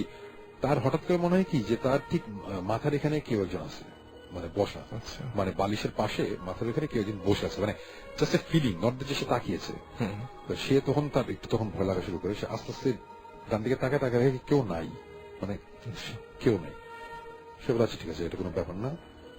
রাতবেলা আবার ঘুমায়, তেমন কিছু হয়নি। সেকেন্ড রাতে যখন ঘুমায় তখন সে মারাত্মক রকমের দুঃস্বপ্ন দেখে। দুঃস্বপ্নটা কি তার, সেই যখন আমাকে বলেছে যে স্বপ্ন আমার পুরোপুরি মনে নাই, আর কি দুঃস্বপ্ন দেখেছিলাম এতটুকু মনে আছে যে বিছানাতে আমি শুয়ে আছি, এবং আমার পাশে আরেকজন বসে আছে, এবং এই জিনিসটা আমিই দেখছি। আবার মানে আমি দেখছি ওনাকে যে উনি শুয়ে আছেন এবং ওনার পাশে একজন বসে আছে, মাথার পাশে একজন বসে আছে, রাইট। হ্যাঁ, সো বসে আছে, এই জিনিসটা সে দেখে। সো এই অ্যাকচুয়ালি আসল ঘটনা বলি, আমাকে যখন এই গল্পটা বলছিল, আমাকে এই গল্পটাকে অ্যাকচুয়ালি শুরু করেছিল যে এরকম স্বপ্ন দেখছিলাম, এরকম ব্যাপার ছিল, তখন আমি ইন্টারেস্টেড হয়েছিলাম। তখন সাকিব জিবরান আমরা এখান থেকে অ্যাকচুয়ালি গল্পটা শুরু হয়। সো সেটা কি বসে আছে, এরকম একটা জিনিস দেখে, তারপর অনেক কিছু হয়, তার কিছু মনে নেই। সো তখন আমি তাকে একটা জিনিস বললাম যে এই জিনিসটা অ্যাকর্ডিং টু আওয়ার রিলিজন, আমরা যখন ঘুমিয়ে পড়ি তখন আমাদের ভিতর থেকে একটা জিনিস কিন্তু বের হয়, স্পিরিট টাইপের একটা কিছু, সে কিন্তু শরীর থেকে একটু বের হয়, হাফ কিছুটা ভিতর থেকে কিছুটা বাইরে আসে আর কি। সো তখন মানে এটা খুবই ন্যাচারাল যে কেউ একজন দেখতে পারে যে সে শুয়ে আছে। আচ্ছা, আমি এরকম স্টোরি আগে শুনেছি যে একজন আমাকে এসে বলেছে যে আমি স্বপ্ন দেখছি, আমাকে বোবা ধরছিল। আমি বললাম যে বোবা ধরছিল মানে কি হয়েছিল, যে দম বন্ধ হয়ে যেত। আমি খুব দুঃস্বপ্ন দেখছি। আমি বললাম যে তুমি কি দেখছো? তখন সে আমার বলে যে আমি শুয়ে আছি বিছানায়, আমার উপরে অর্থাৎ পিঠের উপরে উপর হয়ে কালো রঙের একটা কাপড় টাইপের একটা কিছু একটা সেই আমাকে গলা চেপে ধরে আছে।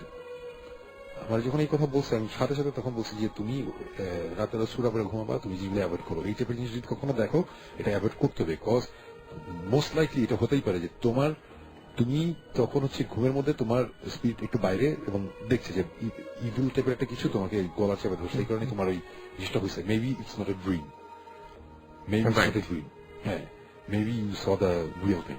এবং এবং অনেকেই SMS করে এটা জানায়, এবং অনেকে জানাচ্ছে যে মানে একদম সত্যি সত্যি দেখতে পায়, মানে এটা স্বপ্ন না, মানে পুরো জায়গা আছে। এবং যেসব কেসে মানুষজন মানে থার্ড পার্সন ভিউ থেকে দেখবে তখন তাদের সিরিয়াস হতে হবে। রাইট। হ্যাঁ, মানে সে দেখছে তখনই ব্যাপারটা সিরিয়াস কিন্তু। সো এনিওয়েজ, সে এরকম একটা জিনিস দেখে অনেক ভয়টাই পায়। এবং থার্ড দিন যখন তার জ্বর আসে আর কি, তখন সে ভয় পায় যায়, তখন সে রুম থেকে বের হয়ে যায়, ওই রুমে রাত্রেবেলা থাকে না আর কি। এরকম একটা জিনিস হয়। তো এই জিনিসটা হওয়ার পরে ওই রুমের মধ্যে একটা সমস্যা আছে, এই ব্যাপার। তো আমাদের ব্যাপারটা হয়েছিল যে আমরা এই ঘটনাটা শুনে আমরা যাই। যাই, আমাদের প্ল্যান তো ছিল যে আমরা থাকবো হচ্ছে শ্রীপুরে, আমার বাংলাতে রাত্রেবেলা থাকবো। তো আমরা অ্যাকচুয়ালি ফ্রি ছিলাম, আমরা বললাম যে আমরা এখানে থাকতেছি। তো ওরা রাজি হয়েছে যে কোনো অসুবিধা নেই, থাকেন। এবং গেস হোয়াট, আমরা একটা থাকছিলাম, আমাদের কিছু হয় নাই, নাথিং হ্যাপেন, কোনো কিছু ফিল করি নাই। তো আমরা এই জিনিসটা আমাদের পুরোপুরি অফিসিয়াল ইনভেস্টিগেশন ছিল না, আমরা কোনো ইকুইপমেন্ট বললাম তো যে আমাদের একটা প্ল্যান ছিল না, আমরা ওইভাবে প্রিপেয়ার হয়ে যাইনি। আমরা একটা থেকে যখন কিছু হয়নি, সকালবেলা আমরা ডিসঅ্যাপয়েন্টেড, আমরা চলে আসছি। চলে আসার পরে তারপরে অনেকদিন পরে ওই জিনিসটা আবার, এই ঘটনাটা অনেক আগে হয়েছিল, বা জিনিসটা আবার আমাদের মাথায় আসে এইভাবে যে অনেকদিন পরে ওই ছেলের সাথে আমাদের আবার দেখা হয়। দেখা হওয়ার পরে আমাদের আবার মনে পড়ে, তখনও কিন্তু আমরা এই ইনভেস্টিগেশনটা মানে তখনও আমরা মানে ভৌতিকের ফরম্যাট কেমন হবে এরকম একটা ব্যাপার ছিল, এটা অনেক আগে। আর এটা এখনকার তারপরে ঘটনাটা নতুন, বেশি আগের না। তো ওর সাথে কথা হয়, তখন আমরা বললাম যে ওই রুমটা কি এখনো ওরকম আছে, ওই রুমে কি কেউ থাকে? বললেন না, রুম তো কেউ থাকে না, ওই রুমের মধ্যে জিনিসপত্র আছে, বাট কেউ রাত্রেবেলা থাকে না। আমি বললাম যে আচ্ছা ঠিক আছে, ফাইন। তো আমরা আবার ইয়েতে আমরা ওই রুমে গিয়া আমরা থাকবো, আমরা থাকবো নাকি আমরা যাইতে চাই। তো আমরা গেলাম, যাওয়ার পরে রাত্রেবেলা আমরা ফ্র্যাঙ্কলি স্পিকিং রাত্রেবেলা আমরা ঘুমাই না, আমরা কেউ ঘুমাই না। বাট যাওয়ার পরে একটু অন্যরকম লাগছিল, মানে মনে হচ্ছিল যে সামথিং ইজ রং, কি যেন একটা প্রবলেম এই টাইপের একটা লাগছিল, অসুস্থ লাগছিল। বাট রাত্রেবেলা কিছু হয়নি, আমরা ঘুমাইও নেই, কিছু হয় নাই। বাট এবার বেশ নাশাবন্ধ ছিলাম যে না, আমরা এক রাত না, আমরা দরকার 2-3 রাত থাকবো, কোনো অসুবিধা নেই। তো এই হচ্ছে অবস্থা। তা আমরা ওই দিন সবকিছু ঠিকঠাক, আমরা আবার দিনের বেলা আবার ব্যাক করছি, আমাদের কাজ ছিল, আমরা আবার রাত্রে গিয়ে থাকবো। দিনের বেলা ব্যাক করছি, ব্যাক করে রাত্রেবেলা আবার গিয়ে থাকছি। রাত্রেবেলা যখন গিয়েছি ততক্ষণে দেখলাম যে রুম টুম পুরো পরিষ্কার করে, বাসাতেও জেনে গেছে, মানে এখন তো ভূত FM ভৌতিক সব জানে, মানে অন্যরকম ব্যাপার আর কি। হ্যাঁ, অন্যরকম খাতির, খাবার টাবার রান্না, বিশাল ব্যাপার। এবং রুম টুম পুরো পরিষ্কার করা, একটা সুন্দর ইয়ে করা। ইনফ্যাক্ট রুমের মধ্যে আগে ইয়ে ছিল একটা, ওই কি বলে কি বলে জাজিম বলে না, মোটা জাজিম টাইপের ছিল, তোষকের মতো মোটা ছিল। এখন আবার তারা আবার খাটো একটা খাট দিছে না। আমরা বললাম যে এত কিছু দরকার ছিল না, এটা হইতো এই ব্যাপার স্যাপার। তা আমরা কিন্তু অলরেডি ডিসঅ্যাপয়েন্টেড, আমরা কিন্তু 2 বার থাকছি, কিছু হয় নাই। মানে এইবার আচ্ছা গেছে আছে আজকে লাস্ট রাত, এইটাই ব্যাপার। এবং রাত্রেবেলা আমরা যখন এর আগের রাতে কিন্তু আমরা ঘুমাই নাই, সকালবেলা আমরা কাজে চলে গেছিলাম, যেটা বললাম যে আমাদের কাজ ছিল, আমরা ঢাকায় ব্যাক করছিলাম। সো আমরা খুব টায়ার্ড এবং গেছি, এবং যাওয়ার পরে আমাদের সবার কথা একটাই যে আমরা আসি ঘুম পেলে ঘুমাবো, কোনো অসুবিধা নেই, এটা কোনো it's not a big deal.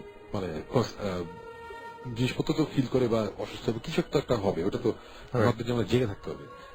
আমরা যেটা করেছি যে আমাদের ওই যে ক্যামেরাটা আমরা সবকিছু সেট করেছি, সেট করার পরে আমরা রাত্রেবেলা বসে আড্ডা দিচ্ছি, গল্প করতেছি, এভরিথিং ইজ ফাইন, কোথাও কোনো সমস্যা নেই। বাট হঠাৎ করে আমার একটা জিনিস হয়, আমার এই যে ঘাড়ের এই সাইড একটু কেমন জানি করে, হ্যাঁ, একটু ঠান্ডা লাগে, একটু অন্যরকম, আমার একটু ওরকম হচ্ছে। তখন আমি জিব্রান আবার এগুলো খুব ভালো বুঝি, আমি জিব্রান বলছি, জিব্রান এই তুমি কি কিছু বুঝতেছো নাকি?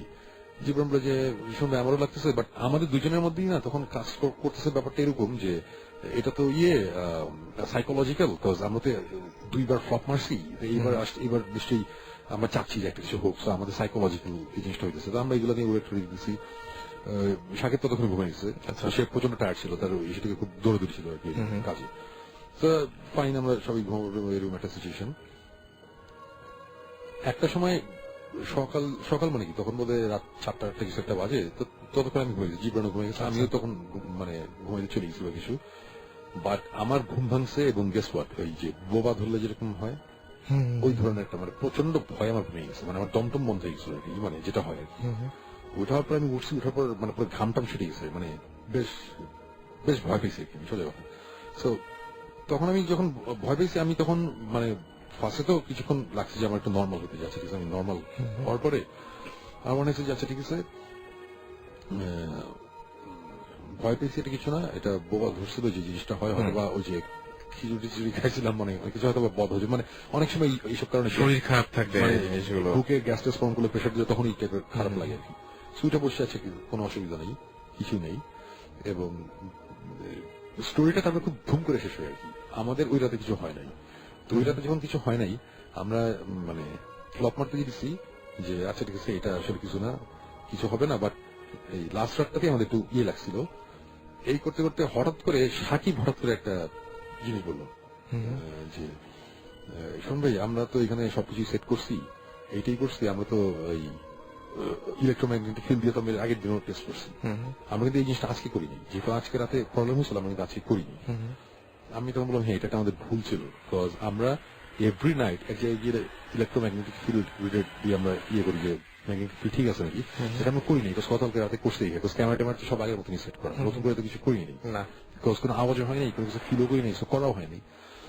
সাথে সাথে বললাম যে না, আমরা আরেকটা রাত থাকবো, এবার আমাদের বাইরে বসতে হবে। সেকেন্ড রাত আমরা যে থাকবো, ওই ট্রাস্ট ওই যে ওই দিনটা যে গেল, এই দিনের মধ্যে আমরা সবাই বুঝতেছি আমাদের শরীর ভালো না, ফিলিং সিক, আমাদের কিছু একটা হয়েছে। হ্যাঁ, তো এই লাস্ট রাতের কথা, আমরা বিছানায় শুয়েছি, বসে আমরা গল্প করতেছি, ইলেকট্রোম্যাগনেটিক ফিল্ড রিডার আমরা নিয়ে অন করছি যে আমরা এখন রুমের মধ্যে করবো। আমরা রুমের সব কোনাকাঞ্চি মারলাম, কিছু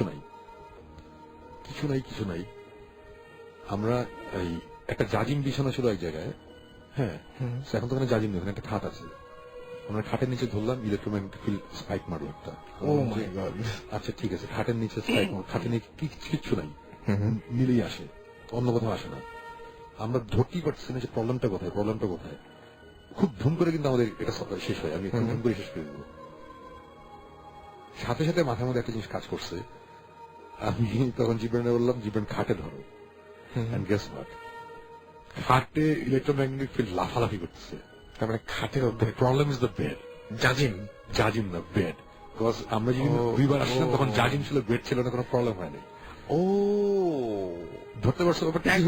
একদম সাথে সাথে ওই বেডের উপর কিন্তু জাজিম, আগের জাজিমই, আমরা ফার্স্টে ওই জাজিম উঠেছি, আমরা তারপরে ওই ছেলেকে ডাকছি, ডেকে বলছি এই জাজিম কি কোথায় ছিল, বলে এই জাজিম তো জাজিমের জায়গাতেই ছিল, এটা আগের জাজিমটা। আমরা চিন্তা করি খাট কোথা থেকে আসো, তো খাট তো আমাদের সিঁড়ির নিচে খুলে রাখা ছিল।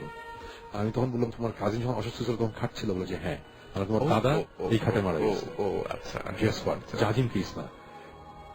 খুবই ইন্টারেস্টিং জিনিস, আমরা ওই খাট কিনছি ওদের কাছ থেকে। আচ্ছা, খাট আমরা ভাঙছি, খাটের পায়ে আসে না, পায়ের ভিতর ফাঁপা, এবং ওখানে এক গেল তাবিজ এবং কিছু আরবি লেখা, যেগুলো কোনো সেন্স মেক আমরা করতে পারি নাই। ব্ল্যাক ম্যাজিক, আজকে যেসব নিয়ে কথা হচ্ছে নাকি, পিওর ব্ল্যাক ম্যাজিক। খাটের 4টা পায়ের মধ্যে 4 পায়ের ভিতরে ফাঁপা। আমরা তখন বললাম এই খাট কত বছর পুরনো, বলে এই খাট অনেকদিন ধরে আছে, বলে এই খাট কখনো সরানো হয়েছিল, কখনো সরানো হয় নাই। তোমার দাদা যখন মারা গেছিল তার আগে খাট সরছিল না, সরে নাই, কিছু হয় নাই, খাট আগে জেগেছিল, কোনদিন কখনো কারো কোনো প্রবলেম হয় নাই, কিন্তু এই জিনিস হয়েছে। আমরা এর আগে এরকম ঘটনা অনেক শুনেছি, কিন্তু একবার চাক্ষুষ মানে জিনিসটা দেখা হয়নি, এই যে এটা প্রথম দেখেছি। এবং এর আগে আমাদের এরকম একটা কাহিনী ছিল যে একবার সেরকম প্রবলেম হয়, তারপর শেষে তোষক কেটে তোষকের ভিতর থেকে বের করছে জিনিসপত্র, বাট তোষকটা অনেক পুরনো, আগে কখনো ছিল না। এই তোষকের ভিতরে কেমনে কে ঢুকালো, কেমনে এই জিনিসটা ঢুকলো। আর সো আমি তোষক শুনে অভ্যস্ত, বাট আমি খাট, সলিড খাটের পায়ের ভিতর এইসব জিনিস আমি অভ্যস্ত না। এবং আমরা এটা পাইছি, এবং সাথে সাথে আমরা ওটা ডিসপ্লে করছি, এবং ইনশাল্লাহ মানে ওই জিনিসগুলো কি করবো এটা বুঝতে পারতেছিলাম না। আমাদের এক্সপার্ট একজন আছে, তার কাছে নিয়ে গেলাম, সে বলে যেগুলো পুঁতে ফেলতে হয় বা পুড়ে ফেলতে হয়, এরকম জিনিস করতে হয়, এটা ব্যবসা কর। আমি বললাম যে আমরা এগুলো কিছু করতেছি না ভাই, আপনি এটা যা করার করে ফেলেন, আমি এটা ডিস্ট্রয় করে ফেলতেছি, আপনার চিন্তা করেন না। ডিস্ট্রয় করা হয়েছে এবং এরপরে ওই ছেলে অনেকবার ওই রুমের মধ্যে থাকছে, আল্লাহর রহমতে এখনো কোনো রকম প্রবলেম হয়নি, কোনো প্রবলেম নেই, সলভ করতে পারছি অ্যাকচুয়ালি প্রবলেমটি, মাশাআল্লাহ। মানে ওই সত্যি বাট এই জিনিসটা আমাদের জন্য খুব ইয়ে ছিল।